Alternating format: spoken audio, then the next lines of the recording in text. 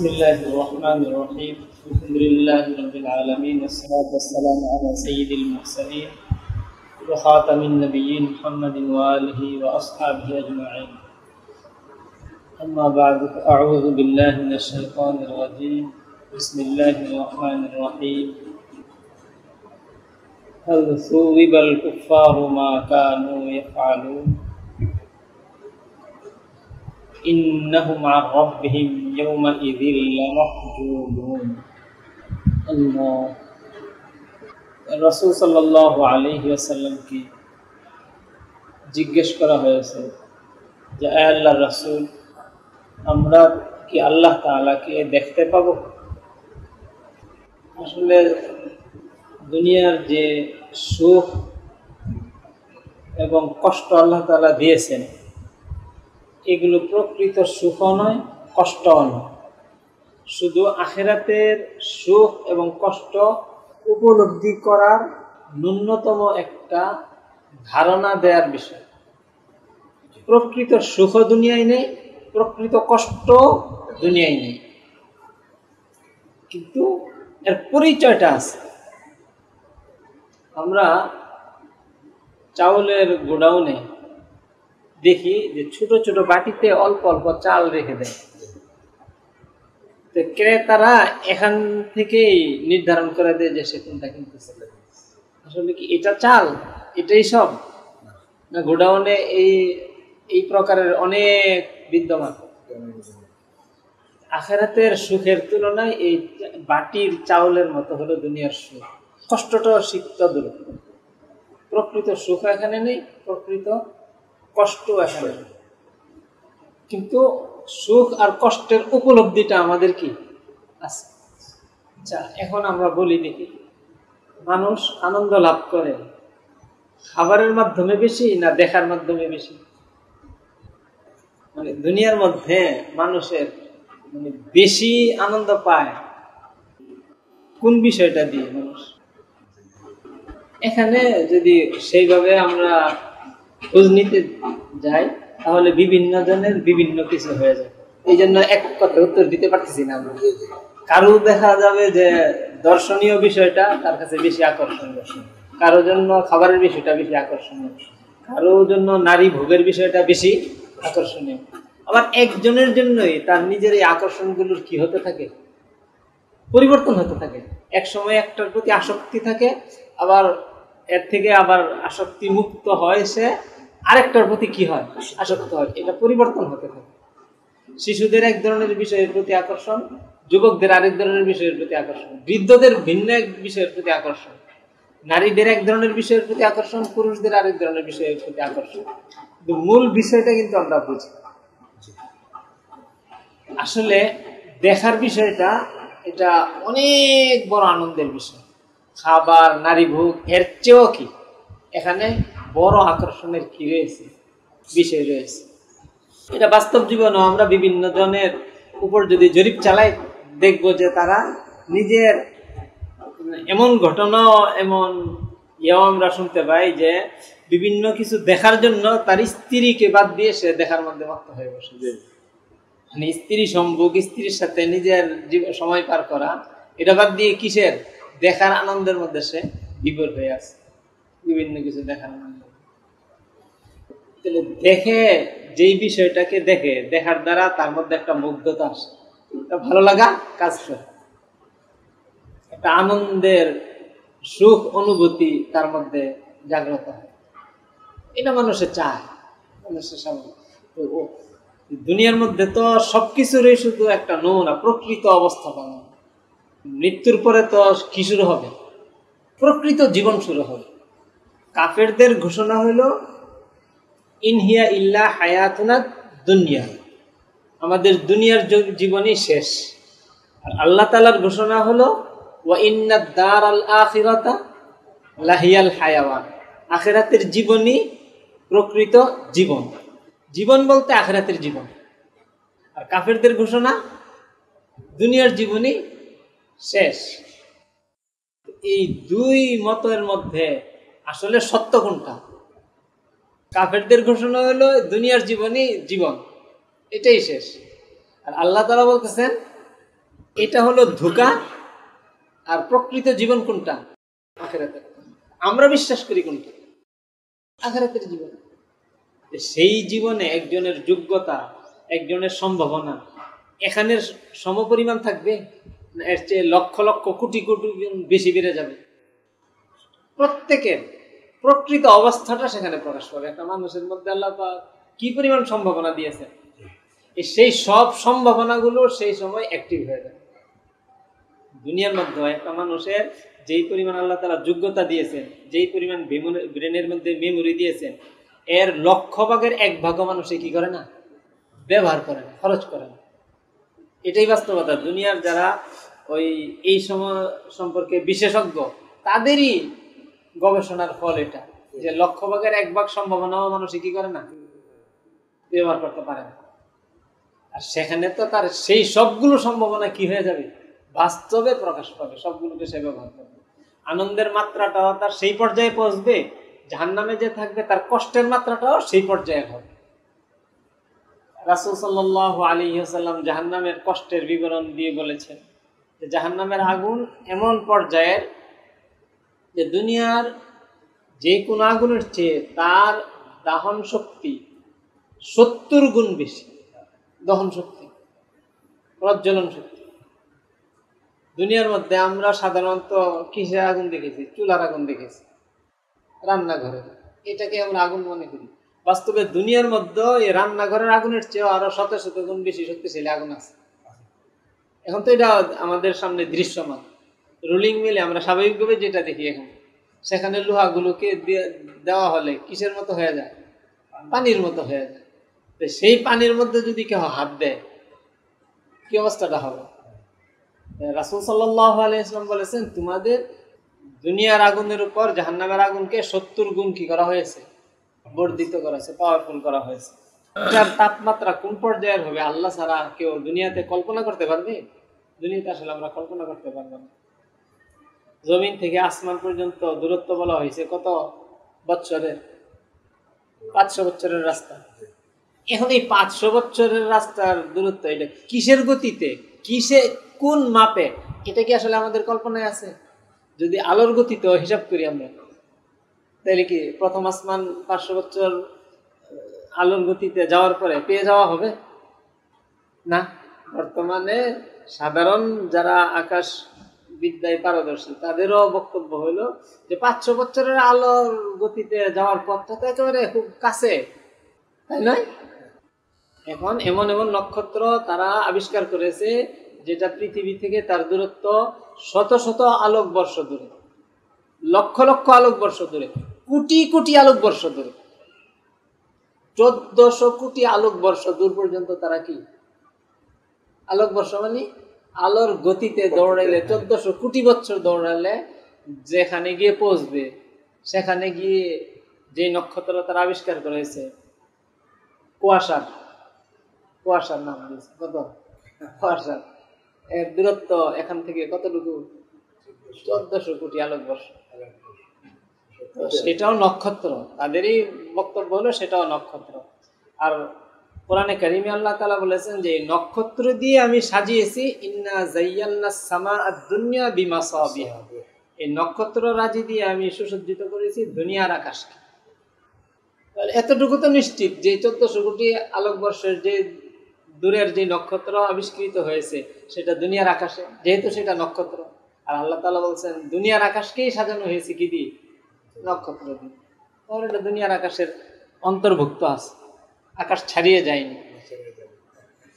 তাহলে এখন আমরা হাদিসের ওই বক্তব্যে আসি যে 500 বছরের রাস্তা দূরে প্রথম আকাশ। এই দূরত্বটা কিসের পরিমাপে? আলোর গতিতে? সেকেন্ডে 1,86,000 মাইল, 3 লক্ষ কিলোমিটার, এই গতি? তা তো অবশ্যই নয়। এখানে যেমন এটা আমরা আসলে ওই তার দূরত্বের বিশালতাটা কল্পনা করতে পারি না, এমনিভাবে দুনিয়ার কোন আগুনের তুলনায় 70 গুণ আরো বেশি। পারমাণবিক চুল্লির মধ্যে যে আগুন জ্বালানো হয়, এটা কি আখিরাতের আগুন না দুনিয়ার আগুন? সেটা কয় গুণ বেশি? 70 গুণ বেশি। পারমাণবিক চুল্লির আগুনটাই তো আমাদের এই চুলার আগুনের চেয়ে 70 গুণ বেশি মাত্র, আর কত গুণ বেশি নয়। অনেক বেশি। সেই আগুনের তুলনায় যদি 70 গুণ বেশি আগুন হয়, আর তো পারমাণবিক চুল্লির আগুনই তো আমাদের আসলে দুনিয়ার আগুনের শেষ। এটা আরো কি আছে এটা আল্লাহ তাআলা ভালো জানেন। এর চেয়ে যদি 70 গুণ বেশি আগুন হয়, কি অবস্থাটা হবে, কি কঠিন। সেই বাস্তবতা কি আসলে দুনিয়ার মধ্যে আছে? কষ্টের বিষয়টার যেমন আসলে এখানে থেকে পরিপূর্ণ কল্পনা করা যাবে না, শুধু ধারণা নেওয়া যাবে, ঠিক সুখের বিষয়টাও কি, আনন্দের বিষয়টাও, সেখানে যে একজন মুমিন কি আনন্দ লাভ করবে, কি উপভোগ্যতা তার আসবে, সেটা আসলে এখানে কি করা যাবে না, পুরা কল্পনা করা যাবে না, একটা কি নেওয়া যাবে, ধারণা নেওয়া যাবে। সাহাবাই কেরাম, সাধারণ মানুষ সবাই আমরা সৌন্দর্য দেখে কি হই, আনন্দিত হই, মুগ্ধ হই। সাহাবায়ে কেরাম রিদওয়ানুল্লাহি আলাইহিম আজমাইনের মানসিকতা ছিল অনেক উন্নত। এই জন্য তারা প্রশ্ন করেছেন এবং উন্নত। কি প্রশ্ন করেছেন?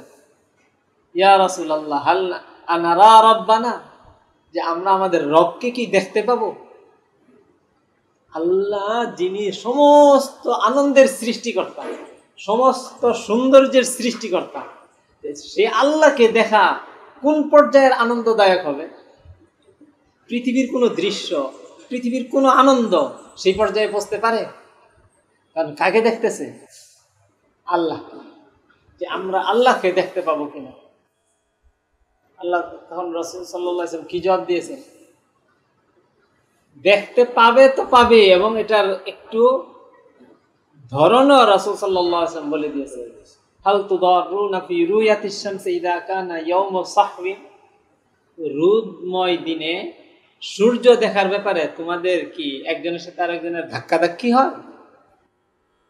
সূর্য একটা, সেটাকে দেখতে গিয়ে তোমাদের এই হাজার হাজার লাখ লাখ কোটি কোটি লোকের ধাক্কাধাক্কির প্রয়োজন হয়? সবাই একসাথে আমরা সূর্য দেখি না? কুলনা লা, না এটা তো হয় না।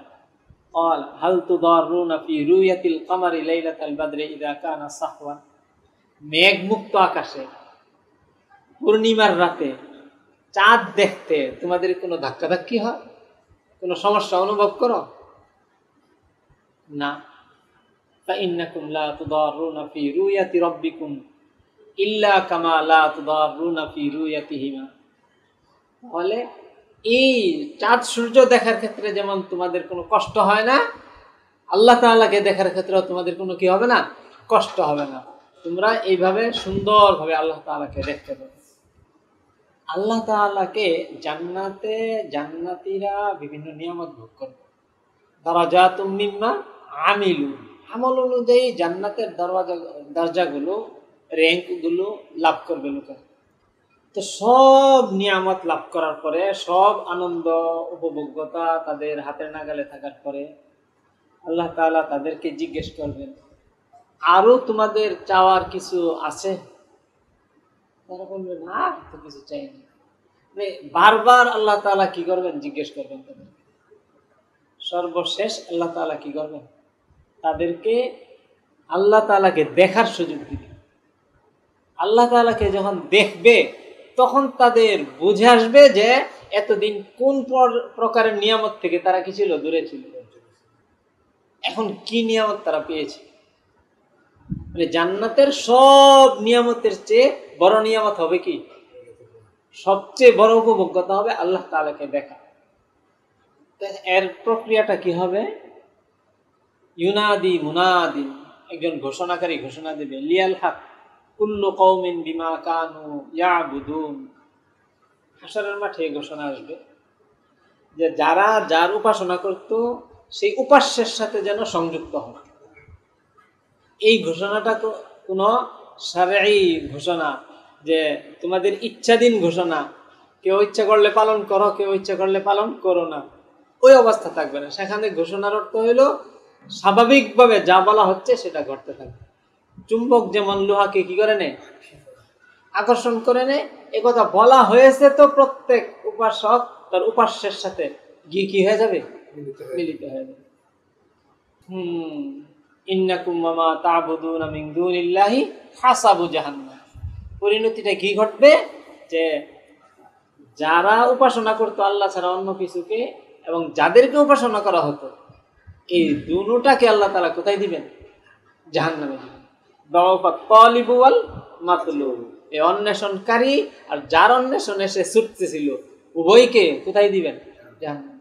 ওই লোককে তো দিবেন তার অপরাধের শাস্তি হিসাবে, আর ওই পাথর, ওই মূর্তি, ওই দেবতাকে জাহান্নামে দিবেন কেন? ওদের অপদস্থ করার জন্য, যে তোরা কিসের পূজা করতেছিলি, দেখ আল্লাহর সৃষ্টি, আল্লাহ যা ইচ্ছা তাকে তা করতে পারেন, তাকে জাহান্নামে দেওয়ার ইচ্ছা করেছেন, তোদের সাথে জাহান্নামে দিয়ে দিলেন। ওই তাদের এই লাঞ্ছনাটাকে আরো গভীর করার জন্য এই তাদের উপাস্যকেও জাহান্নামে দিয়ে দিল। ওরা তো আল্লাহ তাআলার জড় পদার্থ সৃষ্টি, ওদের তো কোনো কি নেই, কষ্ট নেই, ওরা জাহান্নামে থাকবে। ফায়াযহাবু আহলুস সালিবি মা সালিবিহিম, ক্রুশধারীরা তাদের ক্রুশের সাথে চলে যাবে। ক্রুশকেও তো পূজা করা হয়েছে। ওয়া আহলুল আওসানি মা আওসানিহিম, মূর্তি পূজারীরা মূর্তির সাথে। ওয়া আসহাবু কুল্লি আলিহাতিন মা আলিহাতিহিম, প্রতিটি উপাসকরা তাদের এই উপাস্যের সাথে চলে যাবে।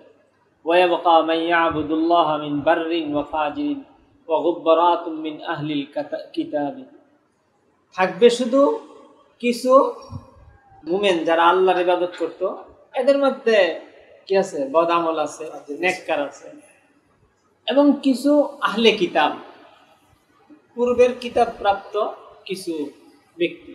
সুম্মা ইউতা বিজাহান্নামা, অতঃপর জাহান্নামকে সম্মুখে নিয়ে আসা হবে। তুরাদু কান্নাহা সারাবুন, এটাকে নিয়ে আসা হবে মরীচিকার মতো, এটা জাহান্নাম চকচক করতে থাকে। ফায়ুকালু লিল ইয়াহুদি মা কুনতুম তা'বুদুন, কিছু আহলে কিতাব তো ছিল, আহলে কিতাবকে ইহুদিদেরকে বলা হবে তোমরা কিসের ইবাদত করতে?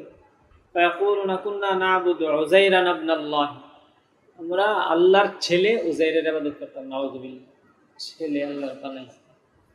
ফায়ুকালু কাযাবতুম মাত্তাখাযাল্লাহু সাহিবাতান ওয়ালা ওয়ালাদা, তোমরা মিথ্যে বলেছ, আল্লাহ তাআলার কোনো সন্তানও ছিল না, কোনো স্ত্রীও ছিল না। মা তুরিদুনা, কি চাও? ক্বালু নুরিদু আন তুসকিয়ানা, আমরা চাই আমাদেরকে পানি পান করে সিক্ত করুন, পানি দিয়ে সিক্ত করুন। ফায়ুকালু ইশরাবু, বলা হবে যে তোমরা ওখানে গিয়ে পান করো। কারণ জাহান্নাম নিয়ে আসা হয়েছে কিসের মতো? মরীচিকার মতো। মরীচিকা দেখতে কি দেখা যায়? পানির মতো দেখা যায়। তারা চেয়েছে পানি, আল্লাহ তাআলা বলেন যে যাও পানি পান করো। ফায়াতাসাকাতুনা ফি জাহান্নাম, জাহান্নামের মধ্যে তারা গড়িয়ে পড়ে।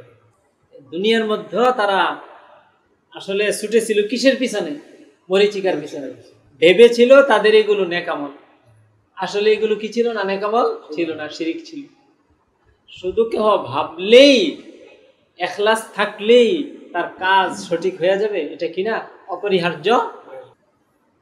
এই জন্য আমল অনুযায়ী ফল, জাযাউ বিফাকা, যেই আমল সেই মুয়াফেক বদলা।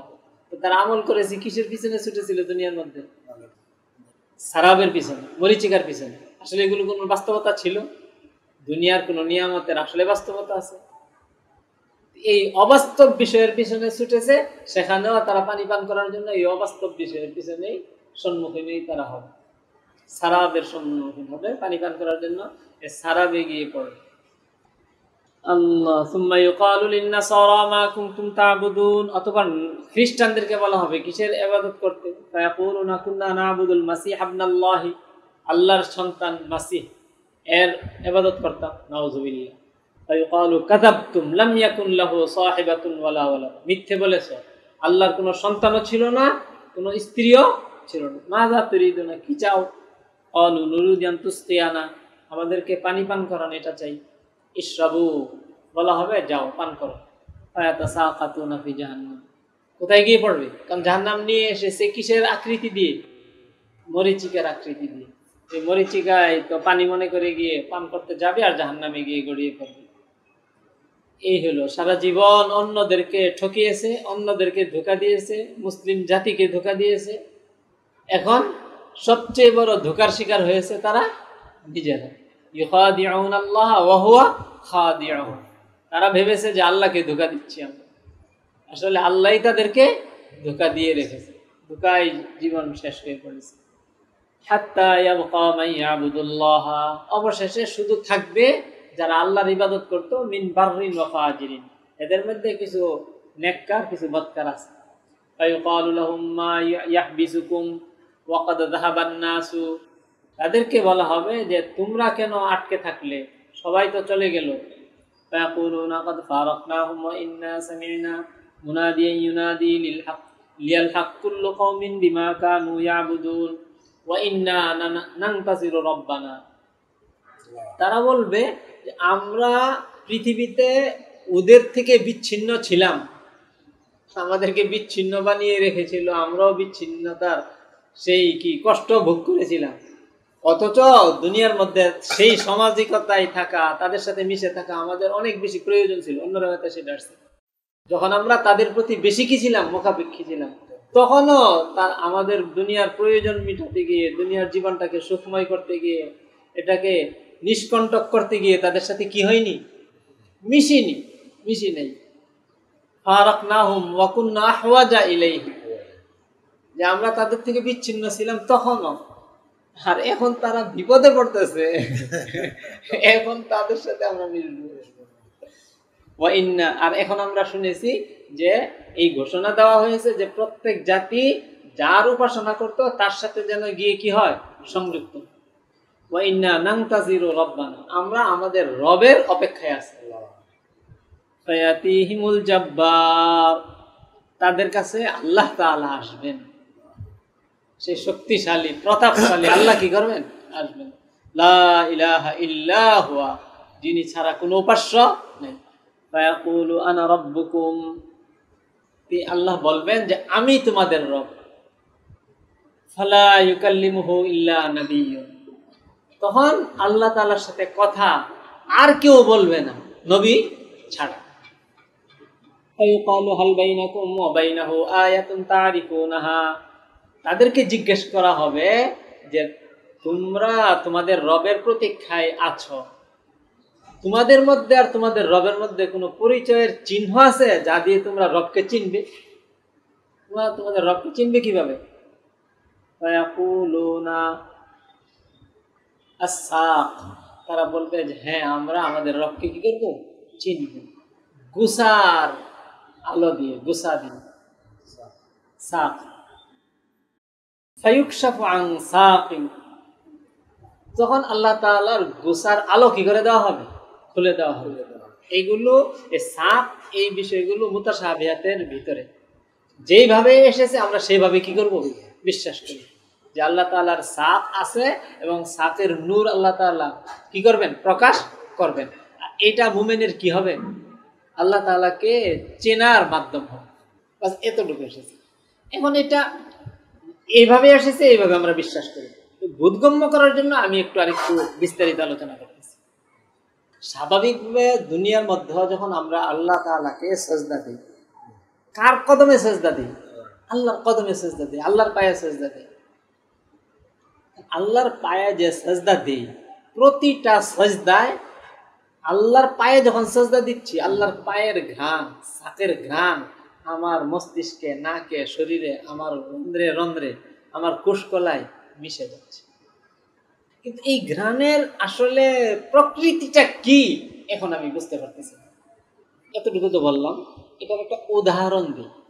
এটা উদাহরণের জন্য ঘটনা, এটা সত্য হওয়া বা মিথ্যা হওয়া এটার উপর কোনো কি করে না, নির্ভর করে না। উদাহরণের জন্য কি বলা যায়, একটা কাল্পনিক বিষয়কেও উদাহরণ হিসেবে কি করা যায়, আনা যায়।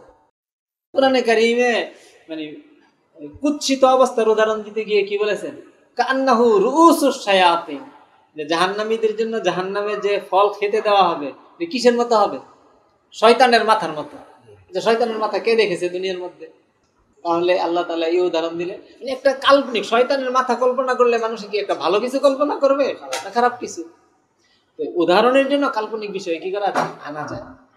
এখানে আমি একটি ঘটনা উল্লেখ করতেছি। এমনি দুনিয়ার মধ্যে গল্প প্রচলিত আছে যে প্রথম চাঁদে গেছে 3 জন, এর মধ্যে একজনের নাম ছিল নীল আর্মস্ট্রং। সে চাঁদে নেমেছিল। চাঁদে নামার পর সে সেখানে আজানের আওয়াজ শুনতে পায়।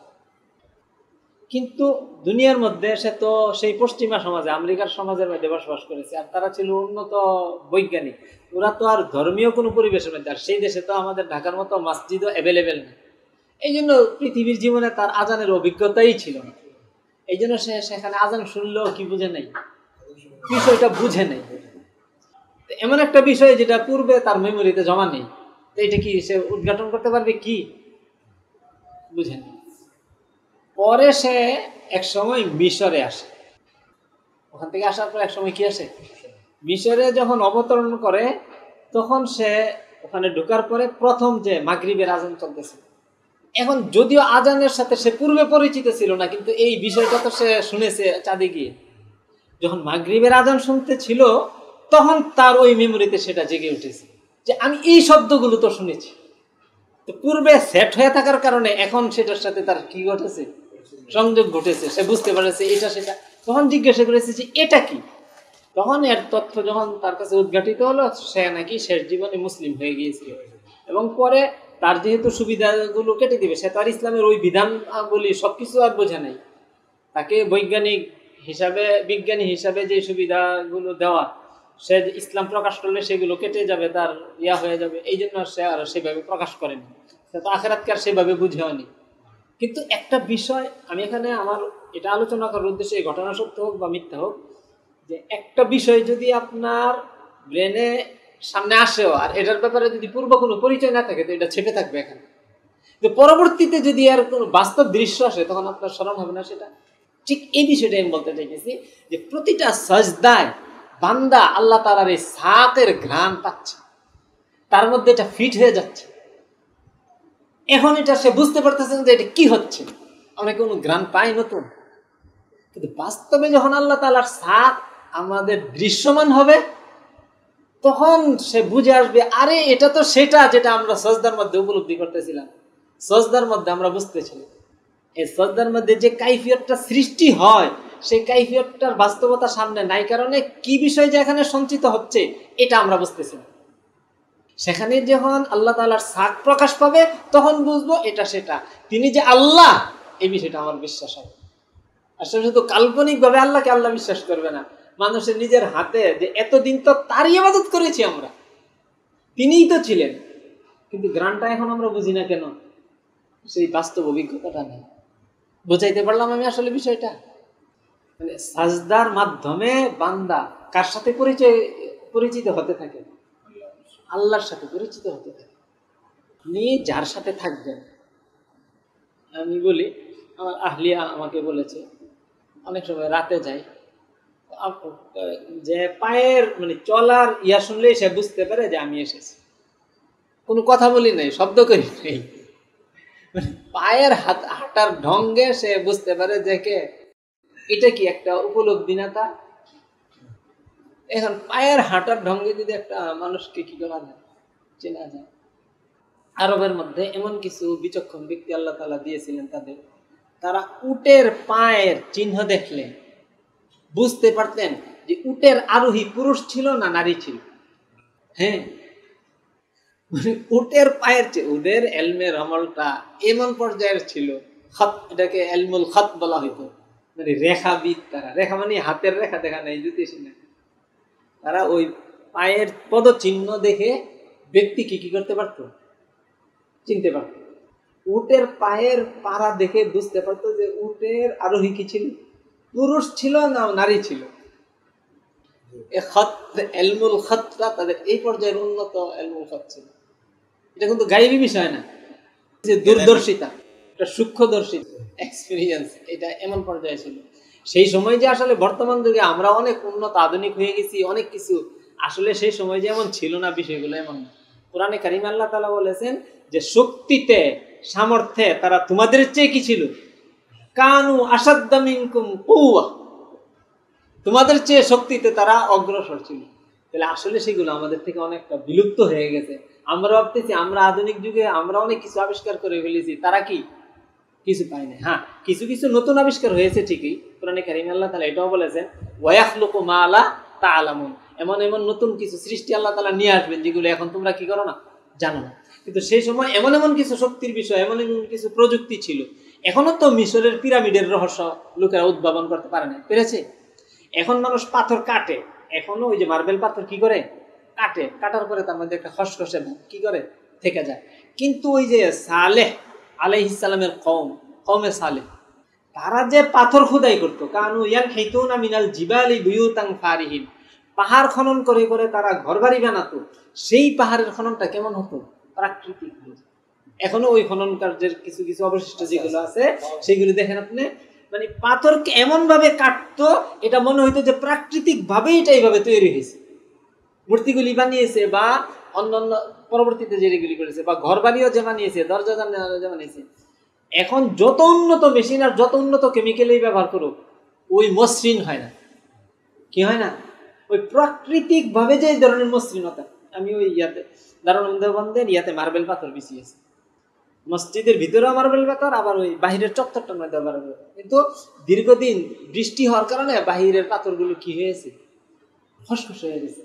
বিছিয়েছি কিছু মার্বেল পাথর, এগুলো পিচ্ছিল না, কিন্তু বৃষ্টির মধ্যে খোলা উন্মুক্ত প্রান্তরে হওয়ার কারণে এখন কি হয়ে গেছে, এগুলো খসখসে হয়ে গেছে।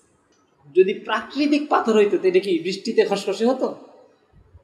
এখনো মানুষের এই প্রযুক্তি আসে না যে পাথর কেমন খসখসে হয় না, ওইভাবে তেমন ভাবে কাটতে পারে।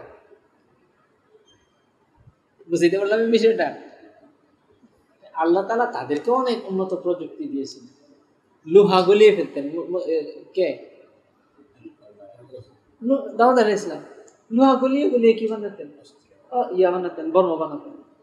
সেটা কি কোনো প্রযুক্তি ছিল না? সেটা এখনো সেটা মানুষ পেয়েছে, এখনো সেটা পায় না।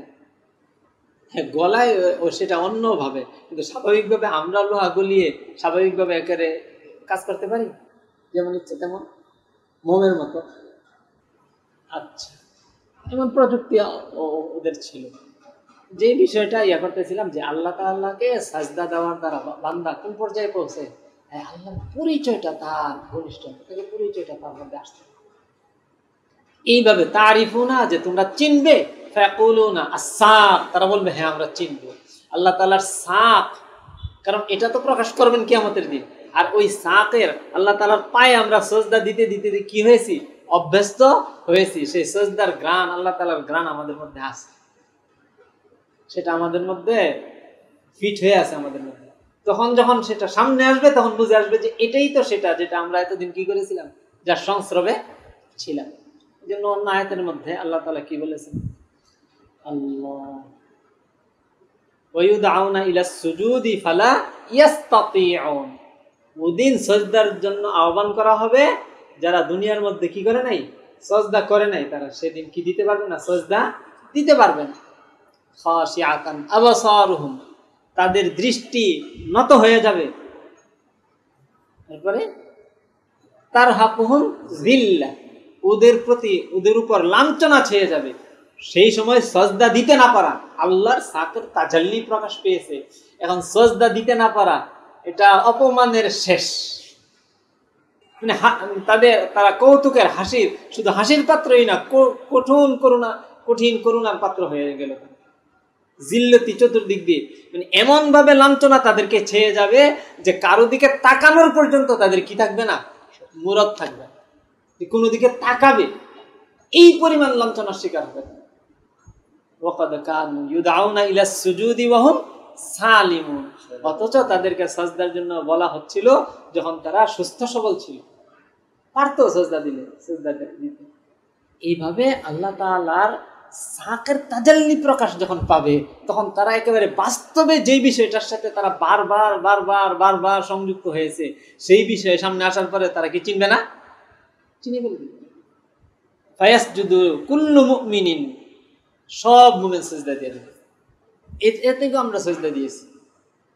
ওয়ায়াবকা মান কানা ইয়াসজুদু লাহু রিআআন ওয়া সুমআতান, যারা লোক দেখানোর জন্য, দুনিয়ার সুখ্যাতি অর্জনের জন্য, রাজনৈতিক কারণে আল্লাহকে সাজদা দিয়েছিল, তারা সাজদা দিতে পারবে না।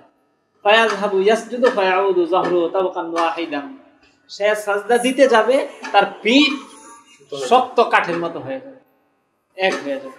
তো সামনে ঝুঁকতে গেলে পিছনে ধাক্কা খেয়ে পড়ে যাবে। এটার একটা তাহলে আরেকটু উদাহরণ দিই। আমরা আগে তো দেখেছি টেপের মধ্যে রেকর্ড করা হতো, রেকর্ডটা হতো কিসের মধ্যে? ফিতার মধ্যে। ওই ফিতার মধ্যে কেউ যদি ফিতাটা যদি কানে ঢোকায় রেকর্ডটা বাজবে, কিন্তু এই ফিতা থেকে এই আওয়াজটা, শব্দটা, আলোচনাটা পাওয়া যাবে তো কিভাবে? আবার ওই মেশিনে যখন এটাকে ঢোকানো হয়, ঠিক আমাদের শরীরটাকে আমরা এমন একটা ফিতা ভাবতে পারি যে এখানে অনেক কিছু রেকর্ড হচ্ছে, কিন্তু স্বাভাবিকভাবে এখানে এটা কানে দিলে কি করবে না, বাজবে না। কিন্তু ওই পরিবেশে যখন যাবে অটোমেটিক বাজা শুরু হয়ে যাবে।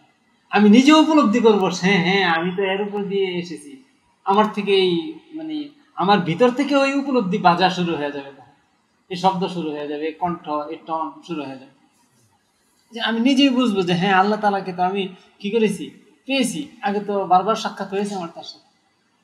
ওই সেই সমাজে আমি সজদা দেব, আসলে সেই সজদাটা কিন্তু এখনেরটাই সেখানে বাস্তবে রূপায়ণ হচ্ছে। ওয়াজাদু মা আমিলু হাদিরা, যা তারা করেছিল সেটাকে উপস্থিত পাবে। এই আয়াতের মধ্যে কি এটা বলা হয়েছে যে যা করেছিল তার বিনিময় পাচ্ছে, না কি বলা হচ্ছে? মা আমিলু হাদিরা, যা আমল করেছিল সেটাই পাচ্ছে। আনোয়ার শাহ কাশ্মীরি রাহিমাহুল্লাহ এটাও বলেছেন যে বান্দা দুনিয়ার মধ্যে যা করে সেটাই আসলে পায়, সেটার বিনিময় পায়। এটা আসলে সহজে বোঝার জন্য বলা হয়। যেমন সহজে বোঝার জন্য বলি আমরা যে সূর্য পূর্ব দিক দিয়ে উদয় হয়, পশ্চিম দিক দিয়ে ডুবে। আসলে কি পৃথিবীটা দাঁড়িয়ে আছে আর সূর্যটা পূর্ব দিকে উদয় হচ্ছে, পশ্চিম দিকে অস্ত যাচ্ছে? বর্তমান যারা বৈজ্ঞানিক মানে এই হয়েছে আবিষ্কার, মানে বিষয়টা স্পষ্ট হয়েছে, তারাও কি এই ভাষাটা পরিহার করেছে, এই পরিভাষাটা ছেড়েছে না? এটাই বলে নিশ্চিত জানে এই কথাটা কি বাস্তবসম্মত না, কিন্তু বলে কি সহজে বোঝার জন্য এটাই বলে। আমরা সহজে এটাই দেখি, পূর্ব দিক দিয়েও দিতে হয়, পশ্চিম দিক দিয়ে ডুবে। এখন অনেকটা বাস্তবতা ভিন্ন জানার পরেও পরিভাষা আমরা কি করি, সেটাই ব্যবহার করি, এবং এই কথাটা বলা এখনো এটা কি ভুল? ভুল না। ঠিক এভাবেই আমাদের সহজে বোঝার জন্য এই ফল বলা হয়। আসলে বিষয়টা কি, যা করি তা পাব। এখন যা করতেছি সেটার একটা বাস্তব রূপ আছে, সেই বাস্তব রূপটা এখানে কি করতেছে না, এখানে শু হচ্ছে না। আপনি সুন্দর কথা বলেছেন। আপনারা আসলে সমাজে চলে, সমাজের ভাষা শব্দগুলো আপনাদের আয়ত্তে আছে, আমাদের বোঝাইতে দীর্ঘ বাক্য ব্যবহার করতে হয়, আপনারা এক শব্দে এটাকে ব্যক্ত করে ফেলেন। মাশাআল্লাহ। আসলে ওই বাস্তবটা এখানে শু হচ্ছে না। সেটা হবে কখন? ওই বাস্তব জীবনে যখন কি করবো আমরা, পৌঁছবো। ওই মেশিনের ওই পরিবেশের মধ্যে যখন আমি যাব, তখন এটার বাস্তবতাটা সেখানে কি করবে, ফুটে উঠবে। আসলে এটা রাস্তায় যে আমি একটা ফিতা পেয়েছি, আসলে তো এই ফিতা না, ফিতার ভিতরে তো অনেক কিছু রেকর্ড আছে। শুধু ট্যাপের ফিতা কেন, এই যে আগে ওই ভিসিআর দেখাইতো, সেইটাও তো কি ছিল, ওই নেগেটিভ একটা ফিতা না এটা, সেটাও কি বলতো এটাকে, ক্যামেরার মধ্যে যে একটা থাকতো আগে, ইয়ার মধ্যে কি বলতো এটা, ফিতাই তো সেটা ফিতা। এখন এই ফিতাগুলোর মধ্যে কিন্তু রেকর্ড আছে, ভিডিও আছে, অডিও আছে, এসব কিছু আছে, কিন্তু স্বাভাবিকভাবে ওই মেশিনে দেওয়ার আগ পর্যন্ত এটা ওই একটা প্রকাশ করে না। ঠিক আমাদের দেহটা সেটাও তো একটা কি এমন রেকর্ডার, এটা তো কোরআনের ভাষাই রেকর্ডার। ইয়াউমা তাশহাদু আলাইহিম আলসিনাতুহুম, প্রত্যেক মানুষের সব অঙ্গ প্রত্যঙ্গ তার বিরুদ্ধে সাক্ষী দিবে না? তো সাক্ষী দিচ্ছে কেন, কিভাবে সাক্ষী দিবে? ক্বালু আনতাকানাল্লাহুল্লাযী আনতাকা কুল্লা শাই, সবকিছুকে যিনি বাকশক্তি দিয়েছিলেন আমাদেরকে সেই বাকশক্তি এখন দান করেছেন, আমরা তোমার জন্য রেকর্ডার ছিলাম। ইয়াউমা ইযিন তুহাদ্দিসু আখবারাহা, সেদিন এই ভূমি তার সংবাদ বলে দিবে, বিস্মিত হয়ে সে বলবে যে তোমরা কিভাবে বলতেছো, বিআন্না রাব্বাকা আওহা লাহা, আল্লাহ তাআলা সূক্ষ্মভাবে তার মধ্যে এটা স্থাপন করে রেখেছিলেন। ওয়াহি মানে কি, সূক্ষ্মভাবে কোথাও এটাকে কি করা, দিয়ে দেওয়া। জমিনের মধ্যে এই রেকর্ডগুলো সূক্ষ্মভাবে আল্লাহ তাআলা কি করতেছেন, স্থাপন করে দিয়েছেন। তো জমিন রেকর্ডার, আমাদের অঙ্গ প্রত্যঙ্গ রেকর্ডার, ফেরেশতার লেখা, ফেরেশতার নিজের সাক্ষী, ফেরেশতার তারপরে রেজিস্টার, সেগুলো ছাড়াও এই রেকর্ডারগুলো আমার সাথে আমি নিয়ে বহন করে দৃশ্যমানভাবে আমি চলতেছি। এটাই আসলে এখানে যা করতেছি এই কাজগুলোর একটা প্রকৃত রূপ আছে। এগুলো তো হলো দুনিয়াবি রূপ, প্রকৃত জীবনে এগুলোর একটা কি আছে, রূপ আছে। এটা আরেকটু ডিটেলস বলি, তাহলে বোঝাটা সহজ হবে। স্বপ্নের ক্ষেত্রে, স্বপ্নের একটা বাস্তবতা তো আমরা জানি। ইবনে সিরিন রাহিমাহুল্লাহ স্বপ্নের ব্যাপারে মানে বড় ব্যাখ্যাতা ছিলেন, ভালো ব্যাখ্যাতা ছিলেন। তো ওনার কিছু উসুল আছে।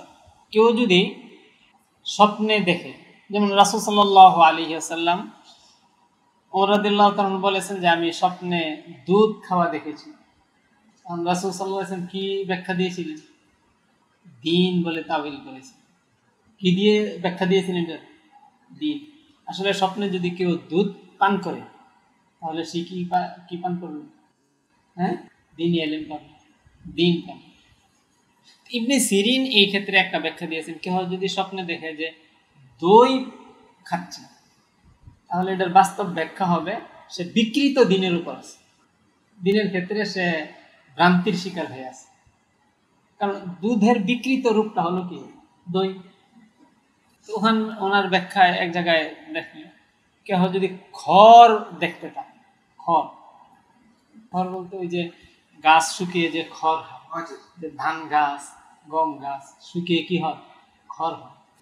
এটা আসলে স্বর্ণের প্রতীকী রূপ, স্বর্ণের প্রতীকী রূপ। সে বাস্তব জীবনের স্বর্ণ পাবে।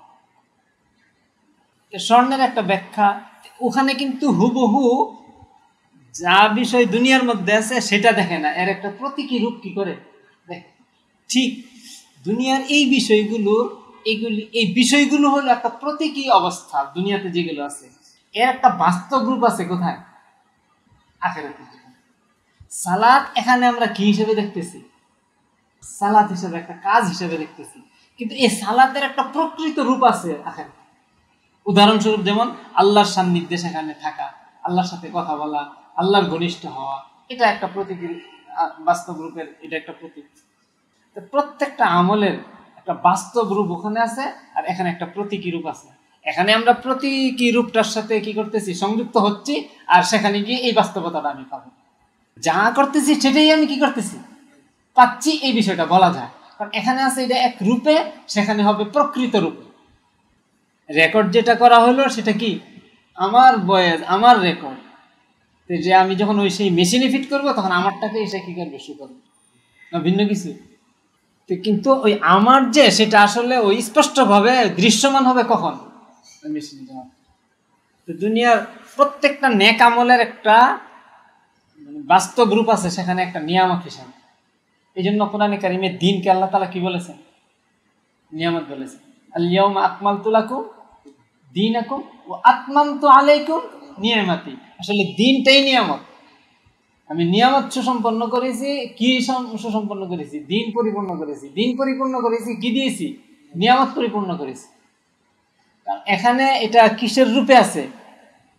দিন নাম নিয়ে আছে, দিন এর রূপে আছে। আর এর প্রকৃত রূপটা কি? নিয়ামত। এটা তোমার জন্য উপভোগ্য। নামাতিন কানু ফিহা ফাকিহিন। নিয়ামত বলা হয় যেটা মানুষ উপভোগ করে, কিন্তু এখানে আছে এটা তাকলিফ হিসাবে। বাধ্যতা আমার কাছে কি লাগতেছে? বাধ্যতা কি লাগতেছে? তাকলিফ। লা ইউকাল্লিফুল্লাহু নাফসান ইল্লা উসাহা। সমস্ত বিধানগুলোকে তাকলিফই বলা হয়। আমরা মুকাল্লাফ। এই কষ্টটা আমাদেরকে দেওয়া হয়েছে এখানে। এই কষ্টটার সাথে কেউ জড়িত হবে, ওই নিয়ামতটা কি করলো? পেয়ে গেল। এগুলো নিয়ামত। আর দুনিয়ার অবৈধ যত সুখ আছে, যত সুবিধা আছে, যত আনন্দ আছে, যত ফুর্তি আছে, এই সবগুলো জাহান্নামের কোনো না কোনো আযাব, জাহান্নামের কোনো না কোনো শাস্তি। অবহেলা করে নামাজ ছাড়লো, এক ওয়াক্ত নামাজ কাজা করলো, 2,88,00,000 বছর জাহান্নামের শাস্তি এর জন্য। এটা হলো তার, এখানে হলো প্রতীকী রূপ, সেখানে হলো প্রকৃত রূপ। এই অবহেলার, এই এতটুকু অবৈধ সুবিধার ফল হলো এটা। এমন প্রতিটা গুনাহ, প্রতিটা অবহেলা, প্রতিটা অন্যায়, প্রতিটা অপরাধ এর একটা প্রকৃত রূপ কোথায় আছে? জাহান্নামে আছে। যে যত এইগুলোর সাথে বেশি জড়িয়েছে, আসলে জাহান্নামেও সবাই কি আসলে একই স্তরে থাকবে? না। কাফের থাকার পরে, বেঈমান থাকার পরে, এখানে অন্যান্য অপরাধগুলির সাথে যে যেই পরিমাণ বেশি জড়িয়েছে, সে সেখানে জাহান্নামের মধ্যে আসে সেই পরিমাণ বেশি কি পাবে? কষ্ট পাবে। সব কাফের কিন্তু একই স্তরের জাহান্নামী হবে না। ওয়াফি জাহান্নামা দারাকাত। জাহান্নামের ক্ষেত্রে বলা হয় দারাজাত, আর জাহান্নামের ক্ষেত্রে কি বলা হয়? দারাকাত। জাহান্নামেরটা হলো, জান্নাতেরটা হলো দারাজাত, আর জাহান্নামেরটা হলো দারাকাত। এই দারাকাতের মধ্যে জাহান্নামের বিভিন্ন স্তরের মধ্যে সবচেয়ে জঘন্য স্তর, সবচেয়ে নিম্ন স্তর, সবচেয়ে কষ্টের স্তর, সবচেয়ে বেশি কষ্টের স্তর হলো ফিদ্দারকিল আসফালি মিনান নার, মুনাফিকরা থাকে। মানে জাহান্নামের সবচেয়ে নিকৃষ্ট দারকে, দারকুনের বহুবচন হলো দারাকাত, দারাজাতুনের বহুবচন হলো দারাজাত, আর দারাকাতুন দারকুনের বহুবচন হলো কি? দারাকাত। জাহান্নামের স্তরগুলোকে বলা হয় দারাকাত। একটা একটার চেয়ে আরো জঘন্য, একটা একটার চেয়ে আরো মারাত্মক, আরো বেশি কষ্টের। তো সবচেয়ে বেশি কষ্টেরটার মধ্যে থাকবে মুনাফিকরা। সেটা কি হিসেবে? সেখানে গিয়ে নতুন কোনো কিছু পাবে না, এখানে যা করেছিল সেগুলোই কি তারা পাবে। বাবা জাদু মা আমিলু হাদিরা, যা করেছিল সেগুলোই তারা পাবে।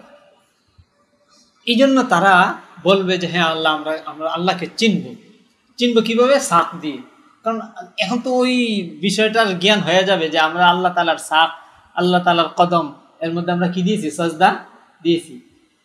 ফায়ুকশাফু আন সাকিন ফায়াসজুদু লাহু কুল্লু মুমিনিন, সব মুমিন সাজদা দিয়েছে। আর সে কি করেছে? তার উপলব্ধিতে সেটা জেগে ওঠে নাই। দেখি আন্দাদুন্দা সাজদা দিয়েছে না বুঝে শুনে সাজদা দিয়েছে? সে যেটা তার মধ্যে এতদিন রেকর্ড হয়েছিল, সে রেকর্ডটা যখন প্রকাশের শু হওয়ার পরিস্থিতি সৃষ্টি হয়েছে, অটোমেটিক সে বুঝে ফেলেছে যে এটাই আল্লাহ তাআলাই আমাদের সামনে এসেছে। ওয়ায়াবকা মান কানা ইয়াসজুদু লাহু রিয়াআন ওয়া সুবআতান ফায়াযহাবু ওয়া ইয়াসজুদু ফায়াউদু যাহরুহু তাবাকান ওয়াহিদান সুম্মা ইউতা বিল জিসরি। এটা তো হাসরের মাঠের মুআমালা। অতঃপর কি নিয়ে আসা হবে? জিসরি, পুল, ব্রিজ। ফায়ুজআলু বাইনা যাহরানাই জাহান্নাম, জাহান্নামের পৃষ্ঠদেশে এটাকে স্থাপন করা হবে, জাহান্নামের উপর স্থাপন করা হবে। ফাকুলনা ইয়া রাসূলুল্লাহ ওয়া মাল জিসর, আমরা জিজ্ঞেস করেছি আয় আল্লাহর রাসূল, এই জিসর, ব্রিজ, পুল, এটা কি? আসলে তো আরবে ব্রিজ ছিল না। ক্বালা মাদহাবাতুন মাজিল্লাতুন আলাইহি খাতাতিফ ওয়া কালালিফ।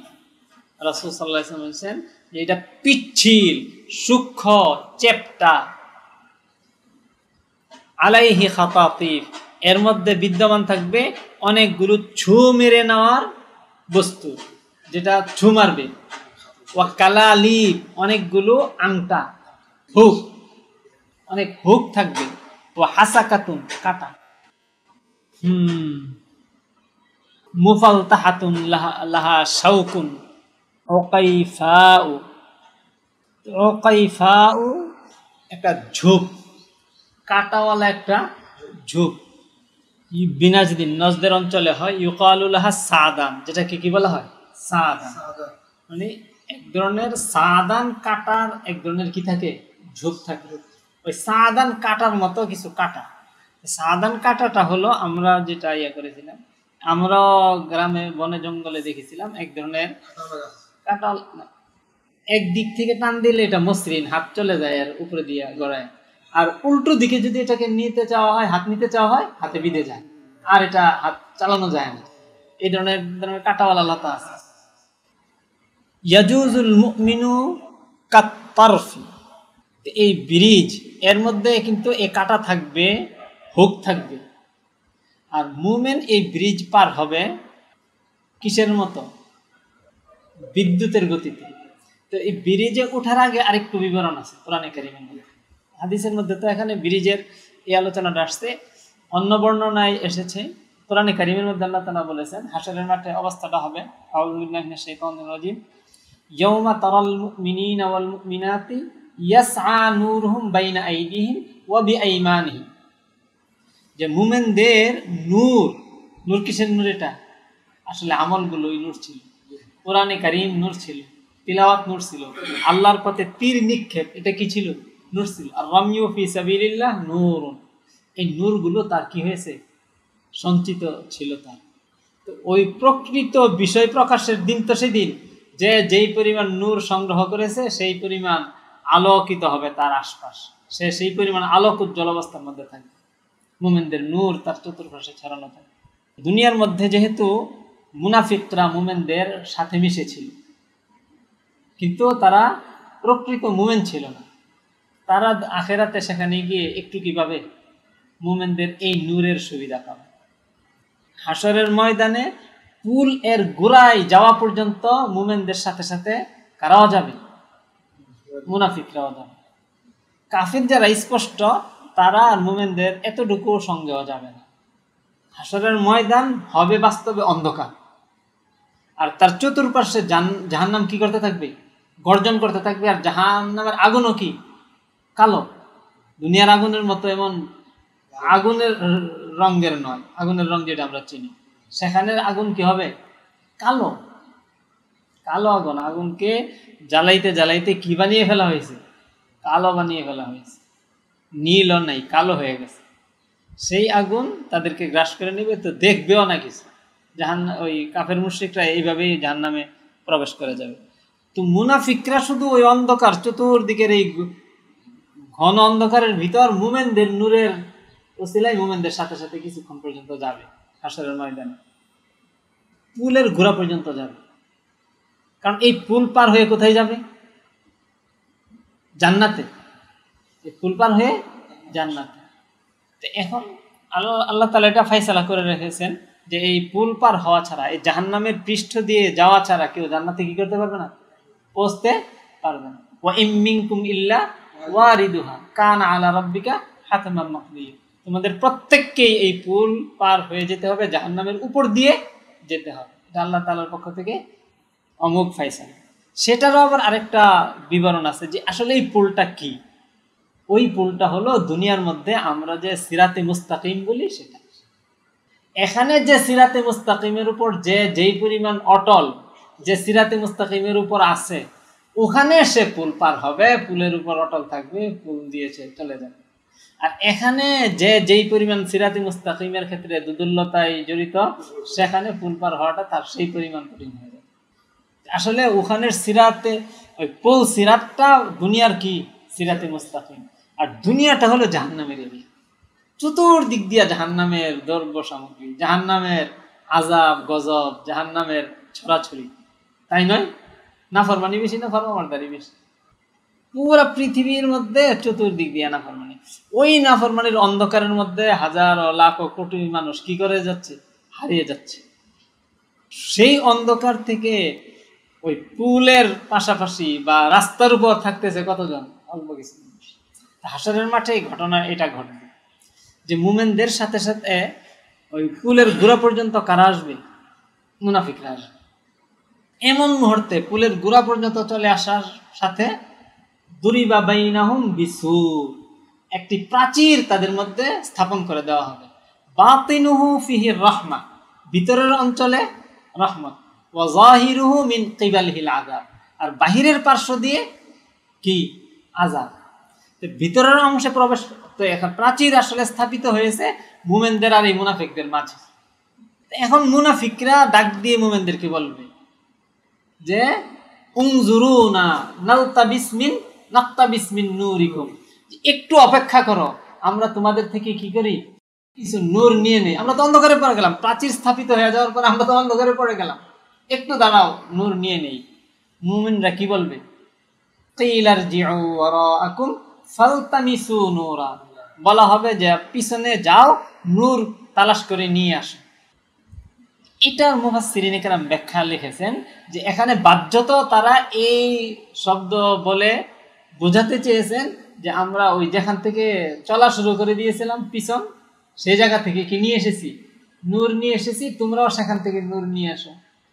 মুনাফিকরা ভাববো যে জায়গা, হাসরের ময়দানের যে জায়গা থেকে আমরা চলা শুরু করেছিলাম, হয়তো সেই জায়গায় গেলে কি পাবো? নূর পাবো। আসলে মুমিনদের বলা উদ্দেশ্য হলো পিছন বলতে জায়গাগত পিছন না সময়গত? আমরা পৃথিবী থেকে, দুনিয়া থেকে এই নূর নিয়ে এসেছি, ওখানে গিয়ে কি করো? নূর নিয়ে এসো। কিন্তু মুনাফিকরা এটা বুঝবে না, এই জন্য, কারণ সারা জীবন মানুষদেরকে ধোঁকা দিছে। মুখে বলেছে একটা, ভিতরে তার অবস্থা ছিল আরেকটা। সারা জীবনের ধোঁকার একটা ধোঁকা খেতে হবে না? এই জন্য মুমিনদের কথা হবে অর্থ একটা, তারা বুঝবে কি আরেকটা বুঝে লাভ হবে না, আরো বেশি আক্ষেপে পড়বে। পিছনে গিয়ে কি পাবে তখন? আর তখন বুঝে আসবে যে না, তারা ওই এই জায়গার কথা বলে নাই, কিসের কথা বলেছে? লাভ কি এখনই বুঝে। যেমন ধোকা দিয়েছিল, একটা ধোকা খেয়ে সেটা এত বড় বুদ্ধিমান। এখন ওই ভিতরে যে ঢুকে গেল মুভমেন্টরা, ইমানের একেবারে ধারণা পরিমাণও যারা আছে, সে ভিতরে কি করবে? ঢুকে পড়বে। ভিতরে ঢুকার পরে এখন পুল পার হওয়া, সিরাতে মুস্তাকিমের মধ্যে অবস্থান, দুনিয়ার মধ্যে কি সবার সমান ছিল? সমান ছিল। রেল যেটা 100 কিলোমিটার গতিতে লাইনের উপরে দিয়ে চলে, এটা তার লাইনের সাথে চেপে থাকাটা তার জন্য কত জরুরি। বেশি শক্তভাবে এটা থাকতে হবে না? আর যেটার গতি কম হবে এটা এত বেশি শক্তভাবে থাকতে হবে না। যার গতি যত বেশি হবে তার লাইনের উপর থাকতে হবে তত কিভাবে? শক্তভাবে। এত ফিট হতে হবে, সেটা উল্টা পাল্টা হলে চলবে না। সিরাতে মুস্তাকিমের মধ্যে যে যেই পরিমাণ কি হবে, বেশি দৃঢ় হবে, তার গতিটা তত কি হবে? বেশি উন্নত হবে। এই জন্য হাদিসে রাসূল সাল্লাল্লাহু আলাইহি ওয়াসাল্লাম বলতেছেন যে এখন এই পুল যে মুমিনরা পার হবে, প্রথম দলের অবস্থা কি হবে? ইয়াজুজুল মুমিনু কাত-তারফ, মুমিন অতিক্রম করবে এই পুল চোখের পলকে। এটা হচ্ছে প্রথম সারি। চোখের পলক কতক্ষণ? শেষ। এটার কোনো বিদ্যুতের গতিও বলা হয়নি, কিছুই বলা হয়নি। চোখের পলক, সে জান্নাতে চলে গেছে, জান্নাত পার হয়ে গেছে। ওয়াকাল বারকি, দ্বিতীয় শ্রেণী বলেছেন রাসূল সাল্লাল্লাহু আলাইহি ওয়াসাল্লাম, যে কি? বিদ্যুতের গতিতে। তো বিদ্যুতের গতি, স্বাভাবিক দুনিয়ার যে বিদ্যুতের গতি আছে সেটা আমরা একটা পরিমাপ জানি। আকাশে বিজলি চমকায় না, এটার গতিটা আসলে কতটুকু? না, ওরা তো একটা আলোর গতির একটা ইয়ে আছে, বিদ্যুতের গতির হিসাব আছে। 1,86,000 মাইল, কিলোমিটার না, 3 লক্ষ কিলোমিটার। 1,86,000 মাইল বিদ্যুতের কি সেকেন্ডে গতি। এটাও কিন্তু কাত-তারফি, একেবারে চোখের পলকের চেয়ে কম গতি। সেটা তো চোখের পলকে পুরো রাস্তা, কত কোটি বছরের রাস্তা সেটা অতিবাহিত হয়ে গেছে। আর দ্বিতীয় হলো বিদ্যুতের গতিতে। তৃতীয় হলো কার-রিহি, তৃতীয় শ্রেণী যে যাবে, মানে বায়ুর নেই। বায়ুর গতি কত? 100 কিলোমিটার হয়, 200 কিলোমিটার হয়, 500 কিলোমিটার হয়। টর্নেডো হলে তো 500-700 কিলোমিটার হয়ে যায় ঘন্টায় গতিবেগ। ওয়াকা আজাবিদিল খাইলি, বায়ুর গতির পরে বলেছেন যে দ্রুতগামী অশ্বের গতিতে, আজাবিদিল খাইলি, উন্নত ঘোড়ার গতিতে। ওয়াকার রাকিবি, অতঃপর আরোহী ব্যক্তির, উটে আরোহী। আর সাধারণত আরবে উটের আরোহীকে রাকিব বলা হইতো। স্বাভাবিক দূরের রাস্তা অতিক্রমের জন্য কি ব্যবহার করতো ব্যবসায়ীরা? উটের আরোহীর মতো। ফানাজিন মুসাল্লামুন, অতঃপর জাহান্নাম থেকে মুক্তি পেয়ে যাবে মুসাল্লাম, কোনো কিচারা, দাগ, কোনো আচড়, কোনো ধরনের আঘাত ছাড়া। মুসাল্লাম অর্থ কি? আঘাত, আচর, কষ্ট ছাড়া। ওয়া মাখদুশুন মুসাল্লাম, আর কেউ নাজাত পাবে শরীর ছিলে, চামড়া ছিলে যাবে। মাখদুশ, চামড়া ছিলে যাবে, কিন্তু মুক্তি পেয়ে যাবে, জাহান্নামে পড়বে না সে। ওয়া মাকদুসুন ফি জাহান্নাম, আর কারো অবস্থা হবে জাহান্নামে উপর হয়ে পড়ে যাবে। হাত্তা ইয়ামুররা আখিরুহুম ইউসহাবু সাহবান, অবশেষে সর্বশেষ ব্যক্তিকে টেনে টেনে জাহান্নাম থেকে বের করা হবে। তাহলে মুমিনদেরও, যারা পুলে উঠেছিল তাদেরও পুল পার হওয়ার গতি বা ধরন সবার কি হবে না? এক হবে না। একটা বিষয় কল্পনা করি, কেউ যদি কুয়ার মধ্যে পড়ে যায়, তাকে যদি একটা রশি দেওয়া হয় টেনে ওঠানোর জন্য, রশিটা যদি সে পুরা শরীরে ভালোভাবে বেঁধে নেয়, আর রশিটা যদি মোটা হয়, তখন তাকে জোরে দ্রুত টেনে ওঠানো যাবে না। আর রশিটা যদি খুব সরু হয়, চিকন হয়, দুর্বল হয়, অথবা তার শরীরে খুব ভালো করে বাঁধতে পারে না, একটু কোনো রকম শরীরের মধ্যে লেগে আছে কোনো রকম, তখন এটাকে সতর্কতার সাথে ধীরে ধীরে ওঠাতে হবে না? ঝটকা টান দিলে, খুব দ্রুত ওঠাইতে চাইলে ছিঁড়ে যাবে, তারই ভোগান্তিভুক্ত হবে। আমলের মধ্যে যে যত মজবুত হবে, কোরআনের রশির সাথে নিজেকে যে যেই পরিমাণ উন্নতভাবে বাঁধবে, এই বাঁধনটা যার যত বেশি কি হবে? দৃঢ় হবে, সে তত দ্রুত কি হবে? পার হবে। কারণ কোরআন এটা রশি, আল কোরআনু হাবলুম মিনাল্লাহি মামদুদ, কোরআন হলো আল্লাহর পক্ষ থেকে কি ঝুলে আনু রশি। আর এই কোরআনের সাথেই আল্লাহ তাআলা কি করতে বলছেন, জড়াতে বলেছেন। ওয়াতাসিমু বিহাবলিল্লাহ, আল্লাহর রশির সাথে কি করো, জড়াও। এরপর আল্লাহ তাআলা বলেছেন সবাই মিলে জড়িত হও। এখানে আমাদের একটা এই আয়াতের ব্যাখ্যায় আমরা একটা ভুল করি কি, আমরা মনে করি সব মানুষ যেখানে বেশি মানুষ যেখানে থাকবে সেখানে মনে মুক্তি, না, কথাটা ভুল। রশির সাথে যে জড়িয়ে গেল সে মুক্তি পাবে। এখন সবাইকে বলা হচ্ছে যে সবাই রশির সাথে জড়াও। রশি থেকে বিচ্ছিন্ন হয়ে সবাই একত্রিত হলে এই গণতন্ত্র দিয়ে আল্লাহকে পরাজিত করতে পারবে না। তোমাদের এই কাসরত, এই সংখ্যাধিক্য, এটা আল্লাহকে কি করতে পারবে না, প্রভাবিত করতে পারবে না। আমরা মনে করতেছি যে রশি আমাদের কাছে থাকুক আর না থাকুক, আমরা বেশিরভাগ মানুষ এক জায়গায় জমা হয়েছি, 10 যেখানে আল্লাহ সেখানে। এই 10-এর কথা বলা হয়েছে। আগে নিশ্চিত করতে হবে যে আমাদের মধ্যে কি রয়েছে, আল্লাহর রশি রয়েছে। এখন যেই পরিমাণ বেশি মানুষ এখানে আসবে সেই পরিমাণ বেশি সফলতাটা কি হবে, নিশ্চিত হবে। ওয়াতাসিমু বিহাবলিল্লাহি জামিয়া, সবাই মিলে ঐক্যবদ্ধভাবে আল্লাহর রশিকে ধরো। এই জন্য কেউ যদি কোনো সমাজে বা কোনো রাষ্ট্রে বা পৃথিবীর মধ্যেই সংখ্যায় কম হয় অথবা একজনও হয় আর সে আল্লাহর রশিকে ধরে, তাকে বলা হবে জামা। আর তার সাথে যে নাই তাদেরকে কি বলা হবে, বিচ্ছিন্ন। কারণ আমরা ইসলামের মধ্যে একটা পরিভাষা ব্যবহার করি, এটা কি, একটা হইলো মূল দল আর একটা হইলো বিচ্ছিন্ন দল। কি বলি, মূল ইসলামের জামাত, মুসলিম জামাত, আর একটা হলো বিচ্ছিন্ন জামাত। কিন্তু এটাকে আমরা পরিমাপ করি কি দিয়ে, সংখ্যা দিয়ে। আসলে এটার পরিমাপ কি সংখ্যা দিয়ে হবে না কি দিয়ে, কি দিয়ে, হাবলুন দিয়ে, আল্লাহর রশির সাথে কে কতটুকু সংযুক্ত আছে সেটা দিয়ে। মাপার যন্ত্র হইলো একটা, এখন ভিন্নটা দিয়ে মাপলে এটার কোনো আসলে সঠিক মাপ হবে? তো তিনি আজকে ওয়াজ করছেন, কয় কেজি ওয়াজ করেছেন সেটা একটা কথা হলো। কয় লিটার পথ তুমি আজকে হেঁটেছ, কে লিটার একটা পরিমাপ ইয়া না, একক না, এটা কয় লিটার পথ হেঁটেছ, এটা প্রশ্ন হলো, এটার কোনো জবাব আছে? এখন আল্লাহর রশি মানে আমি ঐক্যবদ্ধ না বিচ্ছিন্ন, এর পরিমাপ যন্ত্র হইল কি আল্লাহর রশি। এটার মাপি কি দিয়ে, সংখ্যা দিয়ে। কোথায় লোক বেশি, আচ্ছা মিললো, মাপার যে একক সেই একই ব্যবহার করতেছি না, সেই ধারাই ব্যবহার করতেছি না, ভিন্নটা দিয়ে আমি মাপতেছি।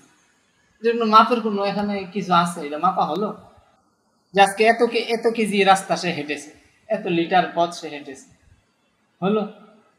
এটা এমনই এখানে।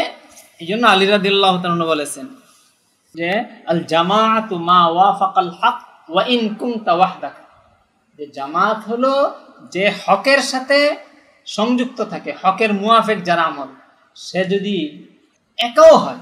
তিনার ছাত্রকে তিনি বলতেছেন ওয়া ইন কুনতা ওয়াহদাকা, তুমি যদি কি হও, একাও হও। রাসূল সাল্লাল্লাহু আলাইহি ওয়াসাল্লাম যে বলেছেন ইত্তাবিউস সাওয়াদাল আযম, তোমরা বড় দলের অনুসরণ করো। বড় দল বলতে কোনটা, সংখ্যাই বড় না মর্যাদাই বড়? মর্যাদাই বড়। আমরা মনে করি সংখ্যাই বড়। তাহলে এই সংখ্যাই বড় যদি অনুসরণ করতে হয়, পুরো পৃথিবীতে এখন বর্তমানে মুসলিমদের তুলনায় অমুসলিমদের সংখ্যা বেশি নয়?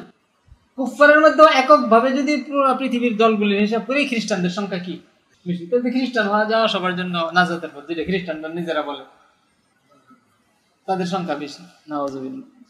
মুসলিমদের মধ্যে বেনামাজির সংখ্যা নামাজির তুলনায় বর্তমানে কি বেশি। তাহলে নামাজিদের জন্য ঐক্য করার ব্যবস্থা হইল কি, বিচ্ছিন্নতা থেকে মুক্ত হওয়ার ব্যবস্থা হইল কি, বেনামাজি হয়ে যাওয়া। আবার নামাজিদের মধ্যে যারা অন্য অন্য বিষয়ে শরীয়তের বিধান পালন করে, পর্দা করে, সুদ ঘুষ থেকে বেঁচে থাকে, হারাম থেকে বেঁচে থাকে, এদের সংখ্যা কি তুলনামূলক কম। শুধু নিছক নামাজ পড়ে কিন্তু অন্য অন্য বিষয়ের কি করে না, তোয়াক্কা করে না। এমন সবকিছুর ব্যাপারে যত্নবান খাঁটি আল্লাহওয়ালা মুসলমানের সংখ্যা বেশি না সাধারণ মুসল্লিরা সংখ্যা বেশি? আপনি কাকে নসিহত করবেন কোন দলের শরীক হওয়ার জন্য, বিচ্ছিন্নতা থেকে মুক্ত হয়ে? আমাদেরকে এখন এই ওয়াজই করা হয়, তোমরা বিচ্ছিন্নতা থেকে মুক্ত হও, অন্যান্য মুসলিমরা যেমন সবকিছু নিয়ে আছে তুমিও সবকিছু নিয়ে থাকো। এত কিসে যাও না, এক্সট্রিম হয়ে যাও না, নাউযুবিল্লাহ। বাদা আল ইসলাম গরিবান ওয়া সায়াউদু কামা বাদা ফাতুবা লিল গুরাবা। ইসলাম আসলে শুরু হয়েছে এই ধরনের, তাদের সংখ্যা কম ছিল, দুর্বল ছিল, অসহায় ছিল, বাড়িঘর ছাড়া ছিল, এই অবস্থায় সব বিরোধিতাকারী বেশি ছিল, পক্ষের লোক কম ছিল, আবার সেটা আসবে। সেই জন্য রাসূল সাল্লাল্লাহু আলাইহি ওয়াসাল্লাম এই গুরাবাদের জন্য, এই অবস্থার শিকার লোকদের জন্য কি বলেছেন? তোবা, সুসংবাদ তাদের। সেটার ক্ষেত্রে আমরা এখন নসিহত করতেছি এটার থেকে বাঁচা। এই পরিমাণ জাহালাতের মধ্যে আমরা পড়ে গিয়েছি। এখন জান্নাত, এই পুল সিরাত পার হওয়া, কারা দ্রুত পার হচ্ছে, কারা শক্তভাবে সেটা আছে এখানে? মুজাহিদিন। এই কঠিন জাহান্নামের পরিবেশের মধ্যে তারা এই সিরাতে মুস্তাকিমের উপর, দিনের কোনো বিষয়ের ব্যাপারে কি নেই, ছাড় নেই। আলহামদুলিল্লাহ। এদের গতিটা কোন গতি? কোনো কিছু ইয়া আছে তাদের সাথে, কোনো হাবিজাবি হাঙ্কি দাঙ্কি আছে? যাওয়াটা তাদের কাত্তর, যাওয়াটা তাদের জন্য দ্রুত। আর যারা দুনিয়াবি বিভিন্ন উপকরণের সাথে বেশি জড়ানো, হাদিসে এসেছে দুনিয়াবি নাজ নিয়ামত যে যত বেশি ভোগ করবে আল্লাহ তাআলাকে সন্তুষ্ট করার জন্য, তার তত বেশি ইবাদত করতে হবে।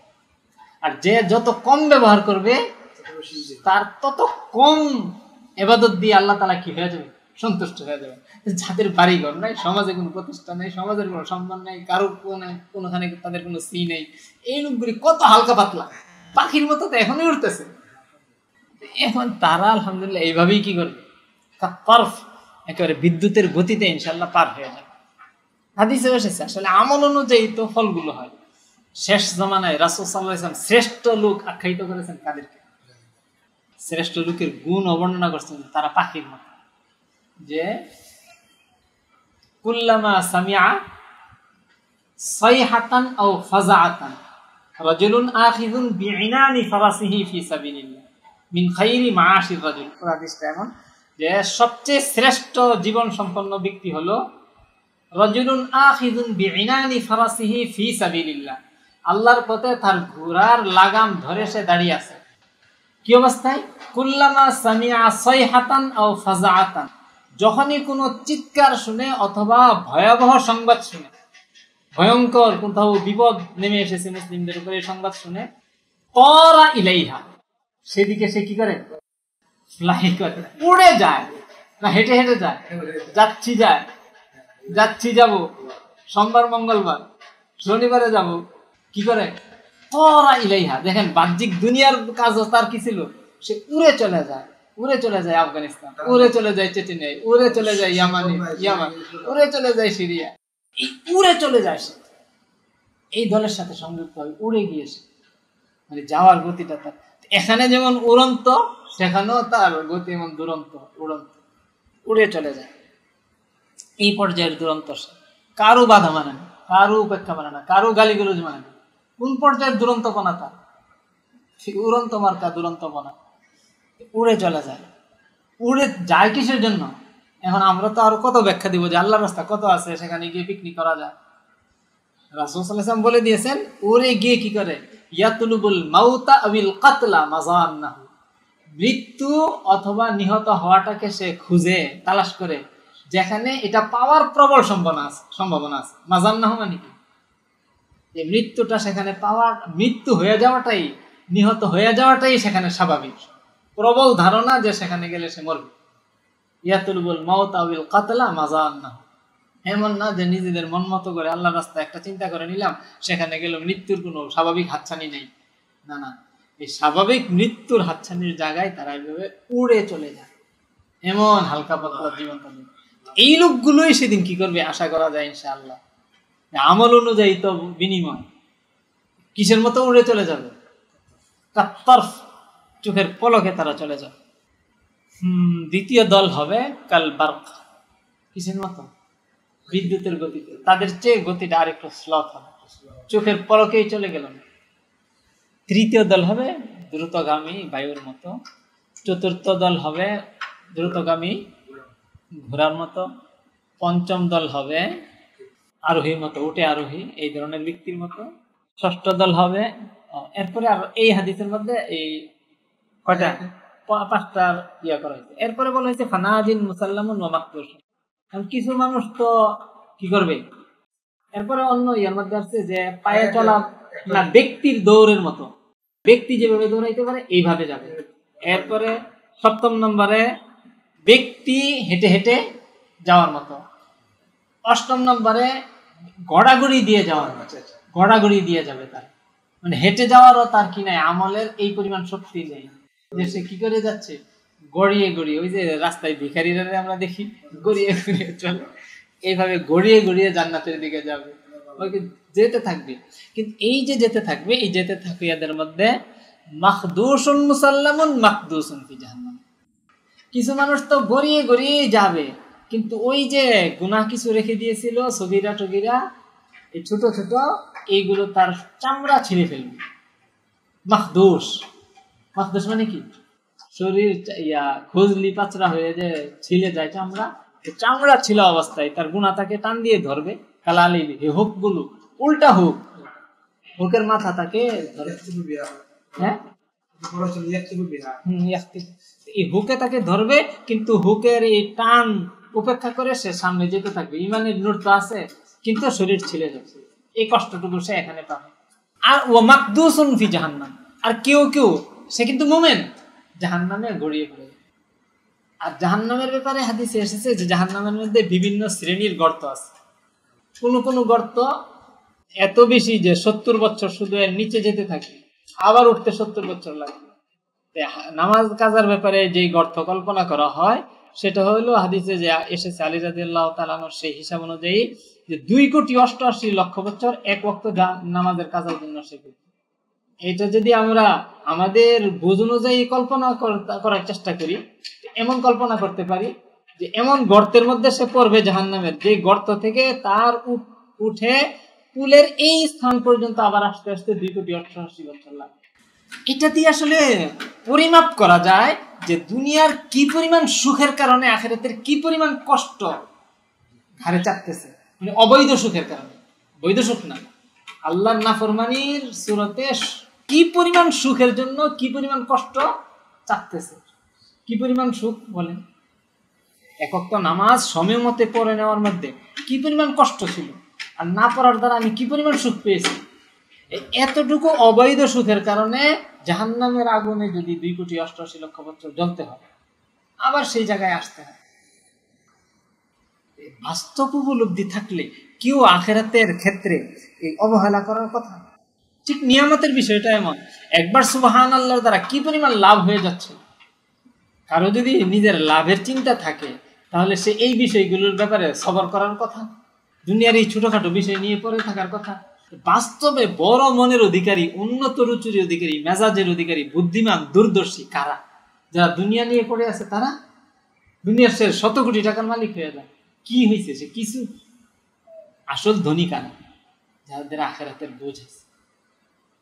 এখন এই সে এই অপরাধগুলো যদি সগীরা পর্যায়ের হয় তাহলে তো ছিলে ছিলে সামনে যাবে, আর কবিরা পর্যায়ের হলে যদি মাফ না করায় থাকে দুনিয়ার মধ্যে, তাহলে সে কোথায় পড়ে যাবে? আল্লাহ তাআলা অপবিত্র অবস্থায় জান্নাতে দিবেন। এখন ওখানে যে যাকে যত দেরিতে পবিত্র করা হবে, তার পবিত্রকরণ, তার কষ্টটা কি হবে? বেশি হবে। শাস্তি যার যত দেরিতে হয়, তার শাস্তিটা তত কি হয়? বেশি হয়। আপনার যদি একজন ভাতিজা অপরাধ করে, আপনি এর জন্য বড় ধরনের কোনো মজলিস আয়োজন করবেন না বিচার করার জন্য, তাকে দিয়ে একটা থাপ্পড় দিয়ে, চর থাপ্পড় দিয়ে নগদ কি করে দিবেন? শেষ করে দিবেন বিচারটা। আর আপনার একটা শত্রু সমাজের মধ্যে এই অপরাধটা করছে, তার এই বিচারটা করার জন্য আপনি অনেক মানুষ জড়ো করবেন, সবাইকে নিয়ে তার বিচারটা আপনি তার উপর কঠিনভাবে বাস্তবায়ন করেন। কিসের জন্য? একই অপরাধ, সে আপনার শত্রু এই কারণে। আর আপনার বন্ধু যদি হতো, আপন জন যদি হতো, এই অপরাধটার কারণে আপনি শাস্তি দিতেন, কিন্তু কি লোক দেখানোর জন্য অল্প সময়। একটা শাস্তি হচ্ছে নগদ, আর একটা শাস্তি হচ্ছে কি দুনিয়ার উদাহরণ দিলাম যে দেরিতে। অনেক লোকজন জড়ো করে মিটিং করে শাস্তি দিতে দেরি হচ্ছে না, কিন্তু নিজের ছেলেকে, নিজের ভাতিজাকে আপনি শাস্তি দিয়ে দিচ্ছেন নগদ থাপ্পড়। নগদ দিচ্ছেন কেন? সহজ করার জন্য। আর ওকে দেরি করে দিচ্ছেন কেন? কঠিন করার জন্য। ঠিক এই কার্যটাই মুমিনদের সাথে হবে। যারা যে যত অল্প কি করবে, অপরাধ করবে, তার শাস্তিটা তত তাড়াতাড়ি আসবে এবং অল্প হবে। আর অপরাধটা যার যত বেশি হবে, তার শাস্তিটা তত দেরিতে আসবে এবং তত বড় আসবে। এটাও এক হাদিসে এসেছে যে মুমিন যখন কোনো অপরাধ করে আল্লাহ তাআলা কি করে, এগুলো বিভিন্ন কষ্ট দিয়ে বিপদাপদ দিয়ে এগুলো আল্লাহ তাআলা মাফ করিয়ে দেন। এমনকি কোনো মুমিন তার ডান পকেটে হাত দিয়েছে কোনো একটা বিষয় বের করার জন্য, আসলে জিনিসটা ছিল বাম পকেটে, এই যে একটু সে কিসের মধ্যে পড়লো, একটু ব্যতিব্যস্ততার মধ্যে পড়লো না, একটু কষ্ট লাগলো, অসুবিধা হলো, এটার দ্বারাও তার একটা গুনাহ মাফ হয়েছে। এই জন্য সবকিছু দিয়েই তার বিপদ আপদ দিয়ে গুনাহ মাফ হতে থাকে। কিন্তু আল্লাহ তাআলা জানেন যে কাকে কোন পর্যায়ের কষ্টটা নগদ দিয়ে দিলেও সে সহ্য করতে পারবে। অনেকে আছে এই যে সে যেই অপরাধটা করেছে এটার শাস্তি যদি এখন নগদ পরিপূর্ণ দিয়ে দেয়, ইমানের উপর সে ঠিক থাকতে পারবে না, ইমান হারিয়ে যাবে। সে বলবে আমাকেই পেলো কষ্ট দেওয়ার জন্য, আল্লাহ আর কাউকে পারে না, নাউযুবিল্লাহ। এই জন্য আল্লাহ তাআলা দুনিয়ার মধ্যে কষ্টটা সবটুকু তারকে দিবেন না, এটা তার দয়ার জন্য, ইমানটা নিয়ে যেন মরতে পারে। কিন্তু এই কারণে যে আল্লাহ তাআলা ইনসাফগার, কেউ কিছু করছে আর ছেড়ে দিবেন আর অন্যকে শুধু ধরবেন না, এটা মৃত্যুর কষ্ট তাকে বাড়িয়ে দিবেন। মৃত্যুর কষ্ট বাড়িয়ে দেওয়ার মাধ্যমে তার যে অপরাধগুলো ছিল এগুলো ধুয়ে মুছে পরিষ্কার হয়ে যাবে। সে কিন্তু মুমিন, কিন্তু মৃত্যুর কষ্ট বেশি হয়েছে। কারো অবস্থা এমন হবে যে মৃত্যুর কষ্ট দিয়ে তার অপরাধগুলো কি হবে না, শেষ হবে না, কবরের মধ্যে আযাব পাবে, তখন হাসরের মাঠে উঠবে পবিত্র অবস্থা। কারো অবস্থা এমন হবে যে কবরের আযাবে হাসরের মাঠের কষ্ট তার গুনাহ শেষ হয়নি, সে জাহান্নামে যাবে। মুমিন জান্নাতে, তার গন্তব্য জান্নাত, কিন্তু সে পথের মধ্যে আরো ইয়াতে বাধাই পড়ে, জাহান্নামে যাবে সে। কেউ 1 কোটি বছর, কেউ 2 কোটি বছর, কেউ 5 কোটি বছর, কেউ 500 কোটি বছর, কেউ 1,00,000 কোটি বছর জাহান্নামে তার সময় পার করবে। তারপরে ঈমান যদি থেকে থাকে, একদিন না একদিন কি যাবে, জান্নাতে যাবে। সর্বশেষ যে জান্নাতে যাবে, অন্য এক হাদিসের মধ্যে ওই ব্যক্তির বিস্তারিত বিবরণ আছে যে আর জাহান্নামের মধ্যে কেউ নেই। এটা এই হাদিসের শেষে ইনশাআল্লাহ আলোচনা করবো সেটা আবার। এইভাবে ফানাজিন মুসাল্লামুন মাকদুসুন মুসাল্লামুন ওয়া মাকদুসুন ফি জাহান্নাম হাত্তা ইয়ামুররা আখিরুহুম, সর্বশেষ ব্যক্তিকে জাহান্নাম থেকে বের করা হবে। ইউসহাবু সাহবান হাত্তা ইয়ামুররা আখিরুহুম ইউসহাবু সাহবান, সর্বশেষ ব্যক্তি এই পুল পেরিয়ে যাবে, মানে যাদের কিঞ্চিত পরিমাণও কি ছিল, আমল ছিল, তাদেরকে টেনে নেওয়া হতে থাকবে। ওয়াল হাক্কু তাবায়্যানা মিনাল মুমিনিনা ইযা রাও আন্নাহুম ক্বাদ নাজাউ, তো মুমিনরা যখন দেখবে যে তারা কি হয়েছে, জাহান্নাম থেকে মুক্ত হয়েছে, তখন তাদের কাছে সত্যটা স্পষ্ট হয়ে যাবে। ওয়া বাকিয়া ইখওয়ানুহুম, আর কিছু লোক এখনো কোথায় থেকে যাবে, জাহান্নামে থেকে যাবে। ইয়াকুলুনা ইয়া রাব্বানা ইখওয়ানুনা কানু ইউসাল্লুনা মা'ানা ওয়া ইয়াসুমুনা মা'ানা ওয়া ইয়া'মালুনা মা'ানা, তারা বলবে যে আল্লাহ, আমাদের কিছু ভাই আমাদের সাথে সালাত আদায় করত, সিয়াম পালন করত, আমল করত। ফায়াকুলুর রাব্বু জাল্লা ওয়া আলা, আল্লাহ তাআলা বলবেন ইযহাবু ফামান ওয়াজাদতুম ফি কলবিহি মিসকালা দিনারিন মিন ঈমানিন ফাআখরিজুহু, যাও জাহান্নামে গিয়ে যাদের অন্তরের মধ্যে দিনার পরিমাণ ঈমান দেখো, জাহান্নাম থেকে বের করে নিয়ে আসো। ওয়া ইউহাররিমুল্লাহু সুওয়ারাহুম আলান নার, মানুষের আকৃতিকে আল্লাহ তাআলা জাহান্নামের জন্য হারাম করে দিবেন। মানব আকৃতিটা এটাকে কি করতে পারবে না। যদিও এই আকৃতির ব্যাপারে আল্লাহ কি বলেছেন, যে আল্লাহ তাআলা আদমকে সৃষ্টি করেছেন আলা সূরাতিহি, নিজের সূরতে, সেটা তো একটা মুতাশাবিহাতের ভিতরে, প্রকৃত রূপ আমরা কিছু জানি না। কিন্তু এই মানব আকৃতিটা এটা জাহান্নামে কি করতে পারবে না, চালাইতে পারবে না। কিন্তু কাফের মুশরিকদের আকৃতি কি থাকবে না, যারা জাহান্নামে যাবে, কোন জাহান্নামে যাবে কাফের মুশরিক, মানুষের আকৃতি থাকবে না তাদের। কারোর মধ্যে শূকরের স্বভাব বেশি ছিল, সে শূকরের আকৃতি থাকবে। কারোর মধ্যে কুকুরের স্বভাব বেশি ছিল, সে কুকুরের আকৃতি থাকবে। কারোর মধ্যে শূকর আর কুকুরের স্বভাব মিলে ঝুলেছিল, সে শূকর আর কুকুরের এই মিশ্র আকৃতি নিয়ে উঠবে। মানে ওখানে আসলে মানুষের আকৃতি ছাড়া বিভিন্ন জন্তু জানোয়ারের মিশ্রিত কিমাকার আকৃতি থাকবে, অথবা এক একজনের আকৃতি, কারো কুকুর, কারো বিড়াল, কারো শূকর, কারো ইঁদুর, কারো এই গোবরের পোকা, এগুলো আসছে আদি এদের আকৃতি, কারো পিঁপড়া, ছোট ছোট পিঁপড়ার আকৃতি, এক একজন এক এক আকৃতি নিয়ে থাকবে। মানুষের আকৃতি নিয়ে জাহান্নামে কেউ থাকবে না, কষ্ট ভোগ করবে ঠিকই, কিন্তু আকৃতিটা কিছু থাকবে না, মানব আকৃতি থাকবে না। এই জন্তু জানোয়ারগুলোই জ্বলবে জাহান্নামে। আসলে এই লোকগুলি দুনিয়াতে মানুষ ছিল, স্বভাব ছিল জানোয়ারের। এই জন্য ওয়া ইউহাররিমুল্লাহু সুওয়ারাহুম আলান নার, মুমিনদের এই আকৃতিটা জাহান্নামের উপর আল্লাহ তাআলা কি করে দিবেন, হারাম করে দিবেন। এই মানুষের আকৃতিটা নষ্ট করতে পারবে না। জান ফায়াতুনাহুম ওয়া বা'দহুম ক্বাদ গাবা ফিন নারি, তখন তারা তাদের কাছে আসবে কারো মানে অদৃশ্য হয়ে আছে আগুনের মধ্যে, ইলা কাদামাহি, পা পর্যন্ত, মানে পুরা শরীর আগুনের মধ্যে, তার কি সে অদৃশ্য হয়ে আছে। ওয়াইলা আনসাফি সাকাহি, কেহ অর্ধেক ইয়া পর্যন্ত, গোসা পর্যন্ত, এইভাবে বিভিন্ন অংশ আগুনে ডুবে আছে, এইভাবে তাদেরকে পাবে। ফায়ুখরাজুনা মিনান নার, জাহান্নাম থেকে বের করা হবে। তাহলে তারা হয়তো আরো কিছু বেশি দিন আমলের কারণে থাকতে হতো, কিন্তু নেককারদের ঘনিষ্ঠতার কারণে, নেককারদের সম্মান স্বরূপ আল্লাহ তাআলা তাদেরকে সুযোগ দিয়েছেন যে তোমাদের ঘনিষ্ঠজনদেরকে সুপারিশ করে তোমরা কি করো, নিয়ে আসো। এটা তো আসলে আল্লাহর হুকুমই হবে, কেউ সুপারিশ করতে পারবে না আল্লাহ অনুমতি না দিলে। কিন্তু আল্লাহ তাআলা এটাও বলেছেন যে যাকে ইচ্ছা, যার জন্য ইচ্ছা, সুপারিশের কি দিবেন, সুযোগ দিবেন। মানযাল্লাযী ইয়াশফাউ ইনদাহু ইল্লা বিইজনি, কে আল্লাহর কাছে সুপারিশ করতে পারে আল্লাহর অনুমতি ছাড়া? ইল্লা মান আযিনা লাহুর রাহমান, যাকে রহমান সুপারিশের কি দিবেন, অনুমতি দিবেন, সে সুপারিশ করতে পারে। ইয়াউমাইদিন লা তানফাউ শাফাআ, সেদিন কোনো সুপারিশ কাজে আসবে না। ইল্লা মান আযিনা লাহু, যার জন্য আল্লাহ তাআলা নির্দেশ দিবেন এবং যার জন্য সুপারিশের নির্দেশ দিবেন। এটা কিন্তু নিরঙ্কুশ না যে আমি কারোর থেকে টাকা নিলাম আর তার নামাজ মাফ করে দিলাম, হাসরের মাঠে আমি সুপারিশ করে তাকে পার করে দিব।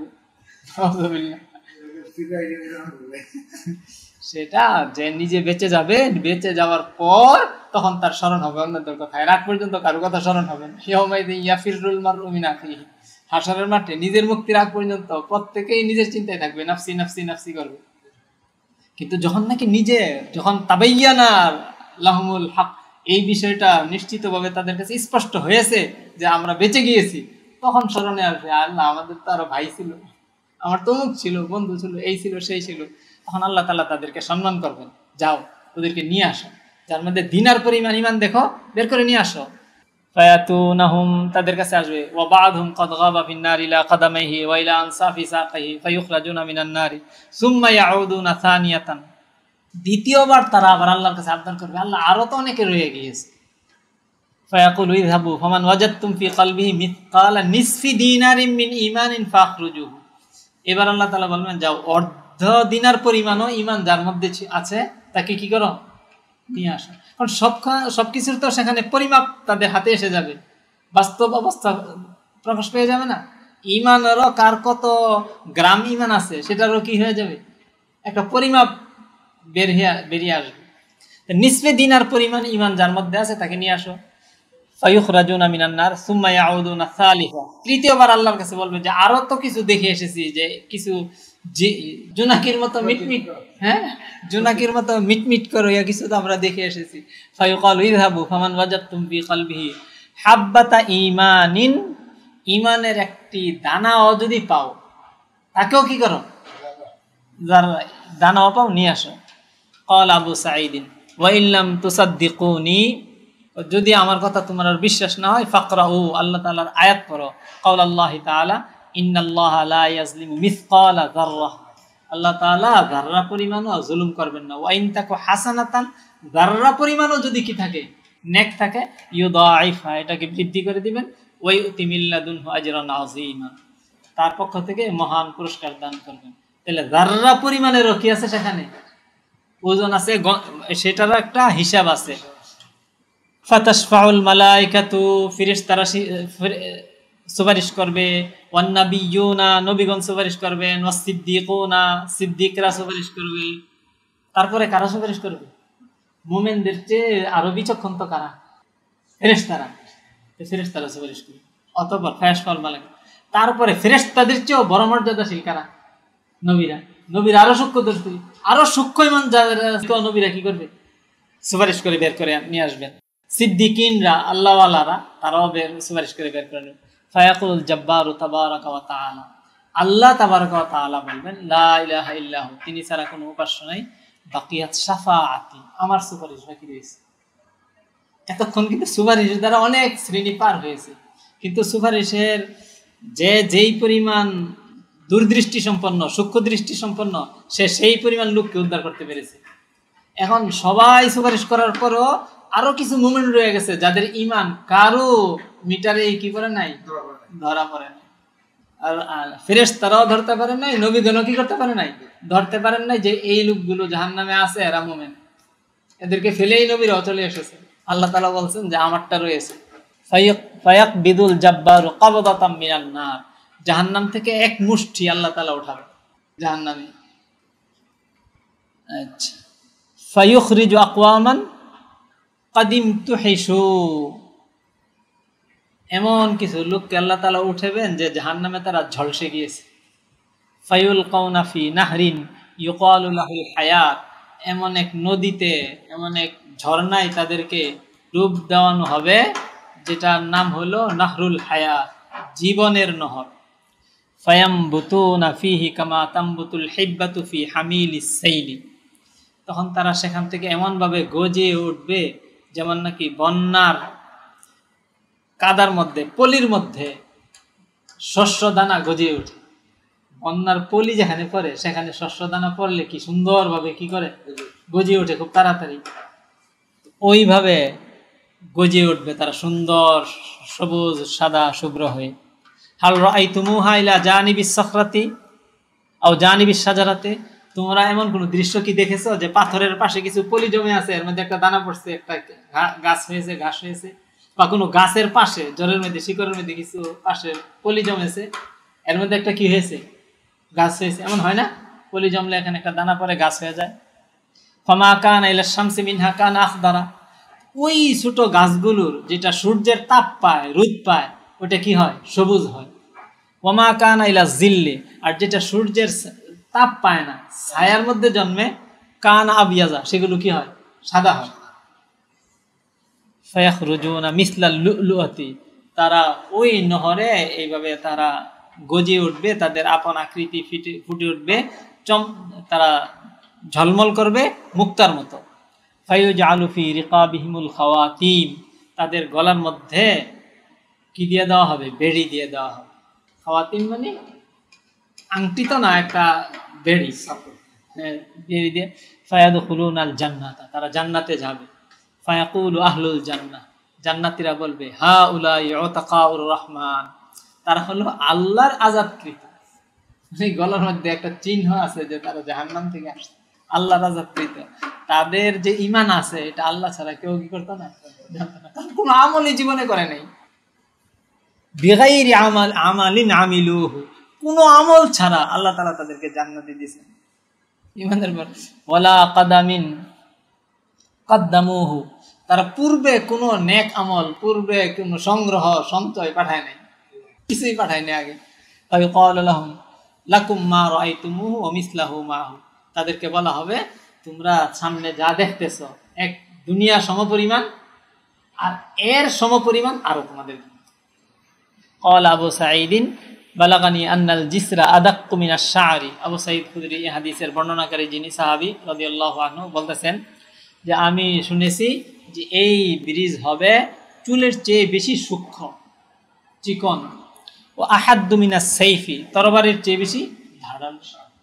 আসলেও কি সিরাতে মুস্তাকিমের উপর থাকা দুনিয়ার মধ্যে এত কঠিন নয়, সব দিকের হাতছানি হলো ভিন্ন দিকে।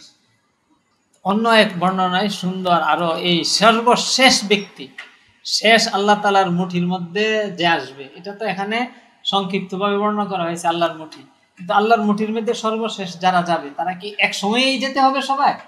আল্লাহর মুঠির মাধ্যমে যে যাবে সর্বশেষ ব্যক্তিটার বিবরণ এক হাদিসের মধ্যে, বুখারীর riwayat-এর মধ্যে বিস্তারিত এসেছে।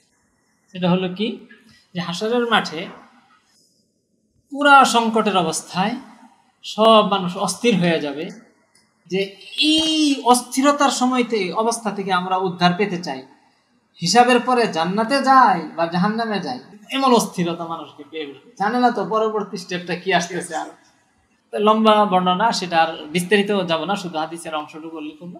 তখন সবাই এই আদম আলাইহিস সালামের কাছে যান, আপনি আমাদের পিতা, আল্লাহ তাআলা নিজ হাতে আপনাকে সৃষ্টি করেছেন, জান্নাতে আপনাকে রেখেছেন, দেখেন না আমরা আপনার সন্তানরা কি দুরবস্থায় আছি, আল্লাহর কাছে বলেন আমাদের হিসাব শুরু করে দিন। আদম আলাইহিস সালাম বলবেন যে আল্লাহ আমাকে নিষেধ করেছিলেন, আমার দ্বারা সেই নিষিদ্ধ কাজ সংগঠিত হয়ে গিয়েছিল, আজকে আমার নিজের চিন্তা ছাড়া কারো চিন্তা করার অবকাশ আমার নাই, আর আল্লাহ তাআলা এমন ক্ষুব্ধ হয়েছেন আজকে, ইতিপূর্বে এমন ক্ষুব্ধ আর কখনো হননি, আর কখনো হবেন না। আমি আমার নিজের চিন্তা নিয়ে ব্যস্ত আছি, তোমরা যাও ওই নূহ আলাইহিস সালামের কাছে যাও। আসবে নূহ আলাইহিস সালামের কাছে, বলবেন যে আপনি প্রথম রাসূল, প্রথম বিধান দিয়ে আল্লাহ তাআলা আপনাকে পৃথিবীতে পাঠিয়েছে, শরীয়তের হুকুম আহকাম প্রথম আপনার উপর অবতীর্ণ হয়েছে, আপনি আপনি আল্লাহর কাছে সুপারিশ করেন, আমাদের জন্য হিসাব শুরু করে দেন। নূহ আলাইহিস সালাম বলেছেন যে দেখো আমি কষ্ট করেছি উম্মতের পিছনে, কিন্তু শেষমেশ আমি তাদের জন্য কি করেছিলাম? বদদুয়া করেছিলাম। সেই চিন্তাই আমাকে এখন পেয়ে বসেছে। এখন আমি আমার নিজেকে ছাড়া আর কোনো চিন্তা করতে পারি না। আল্লাহ এমন ক্ষুব্ধ হয়েছেন যা আর কখনো হবেন না, আর কখনো হয় না। তোমরা অন্যের কাছে যাও, তোমরা ওই ইব্রাহিম আলাইহিস সালামের কাছে। আরো আসছে, বিবরণ আসছে, সর্বশেষ ইব্রাহিম আলাইহিস সালাম বলবেন তোমরা অন্যের কাছে যাও, আমি 3টা মিথ্যা কথা বলে ফেলেছিলাম। তারপরে আসবে লোকেরা মুসা আলাইহিস সালামের কাছে, পরে মুসা আলাইহিস সালাম পাঠাবেন ঈসা আলাইহিস সালামের কাছে। ঈসা আলাইহিস সালাম কি করবে? তারা বলবে, উনি নিজের কোনো বলবেন না, নিজে বলবেন যে দেখো আমাকে লোকেরা আল্লাহর সন্তান বলেছে, এই জঘন্য অপরাধ আমাকে ওসিলা বানায় তারা করেছে, আল্লাহর সামনে মুখ দেখানোর আমার কি নেই, শক্তি নেই, তোমরা যাও মুহাম্মদ সাল্লাল্লাহু আলাইহি ওয়াসাল্লামের কাছে যাও। তখন রাসূল সাল্লাল্লাহু আলাইহি ওয়াসাল্লামের কাছে এসে সবাই আবদার করবে যে হিসাব শুরু করার দেওয়ার জন্য আল্লাহকে বলেন। তখন রাসূল সাল্লাল্লাহু আলাইহি ওয়াসাল্লাম বলছেন যে হ্যাঁ, এটার জন্য আমি।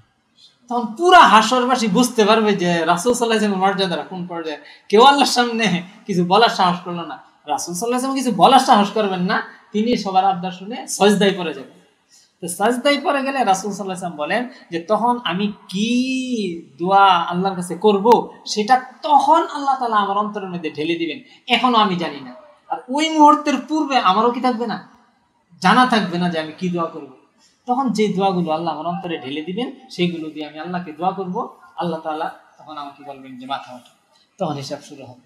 সেটা শাফাআতে কুবরা, সবাই রাসূল সাল্লাল্লাহু আলাইহি ওয়াসাল্লামের ওই মর্যাদাটা উপলব্ধি করবে যে তিনি কত বড় আল্লাহর নৈকট্যবান, কত প্রিয়, যে তাকে আল্লাহ তাআলা এত বড় মর্যাদা দান করেছেন। এটাকে বলা হয় মাকামে মাহমুদ। এটা হলো শাফাআতে কুবরা, মানে বড় সবার জন্য যে সুপারিশটা। এরপরে উম্মতের জন্য বিশেষভাবে সুপারিশটা সামনে আসতেছে, এটা তো অন্যরা হবে।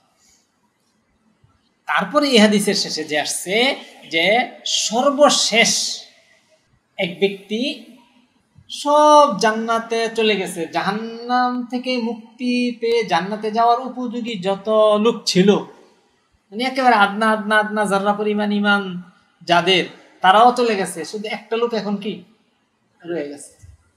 তার দিলের ভিতরে আল্লাহ তাআলা একটা ভাব সৃষ্টি করে দিবেন। সে আল্লাহ তাআলাকে বলবে যে আল্লাহ, এই জাহান্নামের কষ্ট আর সহ্য, আমাকে জাহান্নামের পারে নিয়ে দেন, আপনি কিনারায় নিয়ে দেন। আল্লাহ তাআলা তাকে বলবেন যে তোমার এই আবদার যদি পূরণ করে দেওয়া হয়, তুমি আবার অন্য কোনো একটা কিছু তো আবদার করবে না। সে আল্লাহর নামে কসম করে বলবে যে না, এই কঠিন আযাবের থেকে একটু সহজ অবস্থায় নিয়ে দিলে আমি আর আপনার কাছে আর কিছু আবদার করবো না। আল্লাহ তাআলা নিয়ে দিবেন তাকে জাহান্নামের পার। সেখানে নিয়ে যাওয়ার পরে যে কতদিন ধৈর্য ধরে থাকার সে ধৈর্য ধরে থাকবে। এক পর্যায়ে বলবে যে আল্লাহ, আমাকে আপনি জাহান্নাম থেকে একটু ভিন্ন দিকে চেহারাটা ফিরিয়ে দিন। জাহান্নামের পারে আছি, কিন্তু জাহান্নামের দিকে তাকিয়ে এই আযাব গজব কষ্ট আমার দিকে জাহান্নামের সেই ঝলকানি আসতেছে, সহ্য হচ্ছে না। স্বাভাবিকভাবে সূর্যের দিকে ফিরে বসে থাকলে গরমের দিনে ভালো লাগে না, পিঠ দেওয়া থাকলে একটু স্বস্তি অনুভূত, সে এটাই চাবে। আল্লাহ তাআলা বলবেন যে আগে তো তুমি বলেছিলে আর কিছু বলবে না, চাবে না, এখন আবার চাচ্ছ। সে বলবে যে আল্লাহ, আপনার ইজ্জত ওয়া ইজ্জাতিকা ওয়া জালালিকা ওয়া কুদরাতিকা ওয়া কিবরিয়াইকা লা আসআলুকা গায়রা হাযা, আপনার কাছে আর কিছু চাই না, আমারে কি দিয়ে দেন, চেহারাটা ভিন্ন দিকে ফিরিয়ে দেন। আল্লাহ তাআলা তাকে ভিন্ন দিকে তার চেহারা ফিরিয়ে দিবেন। যে কতদিন তার ধৈর্য ধরে থাকার, যে ধৈর্য ধরে থাকবে, ইতিমধ্যে তার সামনে ভিন্ন দিকে ফেরার পরে দেখবে যে দূরে, এখানে তো জাহান্নামের উত্তাপ পাচ্ছে, সরাসরি একেবারে চেহারা সেদিকে নাই, কিন্তু গরম তো লাগতেছে। তো ভিন্ন দূরে দেখতেছে একটা গাছ, এর নিচে দিয়ে সুন্দর কলকলে পানি প্রবাহিত, নহর, বাগান আবার নহর, আর এখানে এই জাহান্নামের উত্তাপের মধ্যে, গরমের মধ্যে তৃষ্ণার্ত অবস্থায় আছে। কি মনে চায়? এক সময় আল্লাহর কাছে বলবে যে আল্লাহ, আমাকে ওই গাছের নিচে একটু নিয়ে দেন, ওখানে নহর থেকে আমি একটু পানি পাবো। আল্লাহ তাআলা বলবেন যে তুমি কি পরিমাণ কথা নষ্ট করিয়া, মা আগদারাকা ইয়া ইবনা আদম, হে বনি আদম, তুমি কি পরিমাণ কথা রক্ষা করতে অভ্যস্ত নও, যে বারবারে বলেছো যে কিছু আর চাবে না, আবার চাচ্ছ, সে বলবে যে হ্যাঁ আল্লাহ এরপরে আর কিছু আমি চাই না। আল্লাহ তাআলা সেখানে নিয়ে দিবেন। সেখানে যাওয়ার পরে সে দেখবে অদূরে জান্নাতের ভিতর থেকে বিভিন্ন খাবার দাবারের ঘ্রাণ আসতেছে, বিভিন্ন সুরেলা কণ্ঠে বিভিন্ন ধরনের আওয়াজ আসতেছে। ওগুলো তার উপলব্ধিতে আসার পরে সে এখানে যে কয়দিন ধৈর্য ধরবে, কিন্তু আর সহ্য করতে পারবে না। একসময় আল্লাহর কাছে কি করবে, সে চেয়ে বসবে। আল্লাহ তাআলা তাকে ধমক দিয়ে বলবেন যে মা আকদারা কাইয়া ইবনা আদম, হে বনি আদম, তুমি কি পরিমাণ কথা নষ্ট করবে, বারবারে বলছো যে কিছু আর চাবে না, আবার চাচ্ছ। আর আল্লাহ তাআলা ওয়ারাব্বুহু ইয়াদিরু, আল্লাহ তাআলা তাকে অপারগ মনে করবেন। কারণ আল্লাহ তাআলা জানেন সে যখন বলতেছিল তখন তো সেই ফিলিংস নিয়ে বলতেছিল আর চাবো না, কিন্তু সে যে পরিস্থিতির মুখোমুখি হয়েছে এটার ব্যাপারে তো ধৈর্য ধরা যায় না। জান্নাতের নিয়ামতের ঘ্রাণ পেয়ে ফেলছে, এখন কেউ ধৈর্য ধরতে পারবে? আল্লাহ তাআলা তাকে জান্নাতে দিয়ে দিবেন। সে আবু সাঈদ খুদরি রাদিয়াল্লাহু তাআলার বর্ণনায় আসছে যে দুনিয়ার এবং দুনিয়ার মধ্যে যা কিছু আছে সেই পরিমাণ একটা জান্নাতের মুখোমুখি হবে। আল্লাহ তাআলা বলবেন যে যাও, তোমাকে এই পরিমাণ দিয়ে দিলাম, আর এর সাথে এর সমপরিমাণ 10 গুণ দিয়ে দিলাম। এখন সে ভাববে যে এতক্ষণ আল্লাহ তাআলার কাছ থেকে এত কাকুতি মিনতি করে একটা কিছু আবদার মঞ্জুর করাতে হলো, আর এখানে এইগুলো আমাকে ফিরি ফিরি দিয়ে দিচ্ছেন, আল্লাহ আমার সাথে মজাক করতেছেন। তখন সে বলবে যে আল্লাহ, আপনি তো হলেন রব্বুল আলামিন, আপনার জন্য কি সাজে না, মজাক করা সাজে না। রাসূল সাল্লাল্লাহু আলাইহি ওয়াসাল্লাম এই কথা বলে হেসে দিয়েছেন, এমন ভাবে হেসেছেন যে রাসূল সাল্লাল্লাহু আলাইহি ওয়াসাল্লামের দাঁত পর্যন্ত দেখা গেছে। আল্লাহ তাআলা বলবেন যে না, আমি তোমার সাথে কি করতেছি না, মজাক করতেছি না, বাস্তবেই তোমাকে এটা দিয়ে দিলাম। আবু সাঈদ খুদরি রাদিয়াল্লাহু আনহু আসছে এই ব্যক্তি হলো সর্বশেষ জান্নাতি, যে জাহান্নাম থেকে গেল একেবারে জান্নাতের মধ্যে এর চেয়ে নিম্ন দরজার জান্নাতি আর নেই। সে ওই 10 দুনিয়ার সমান সম্পদ পেয়ে গেল। আল্লাহ তাআলা আমাদেরকে বিষয়গুলো মাথায় রেখে দুনিয়ার জীবনটা যাপন করার তৌফিক দান করেন। সুবহানাল্লাহি ওয়া বিহামদিহি, সুবহানাল্লাহিল আযীম।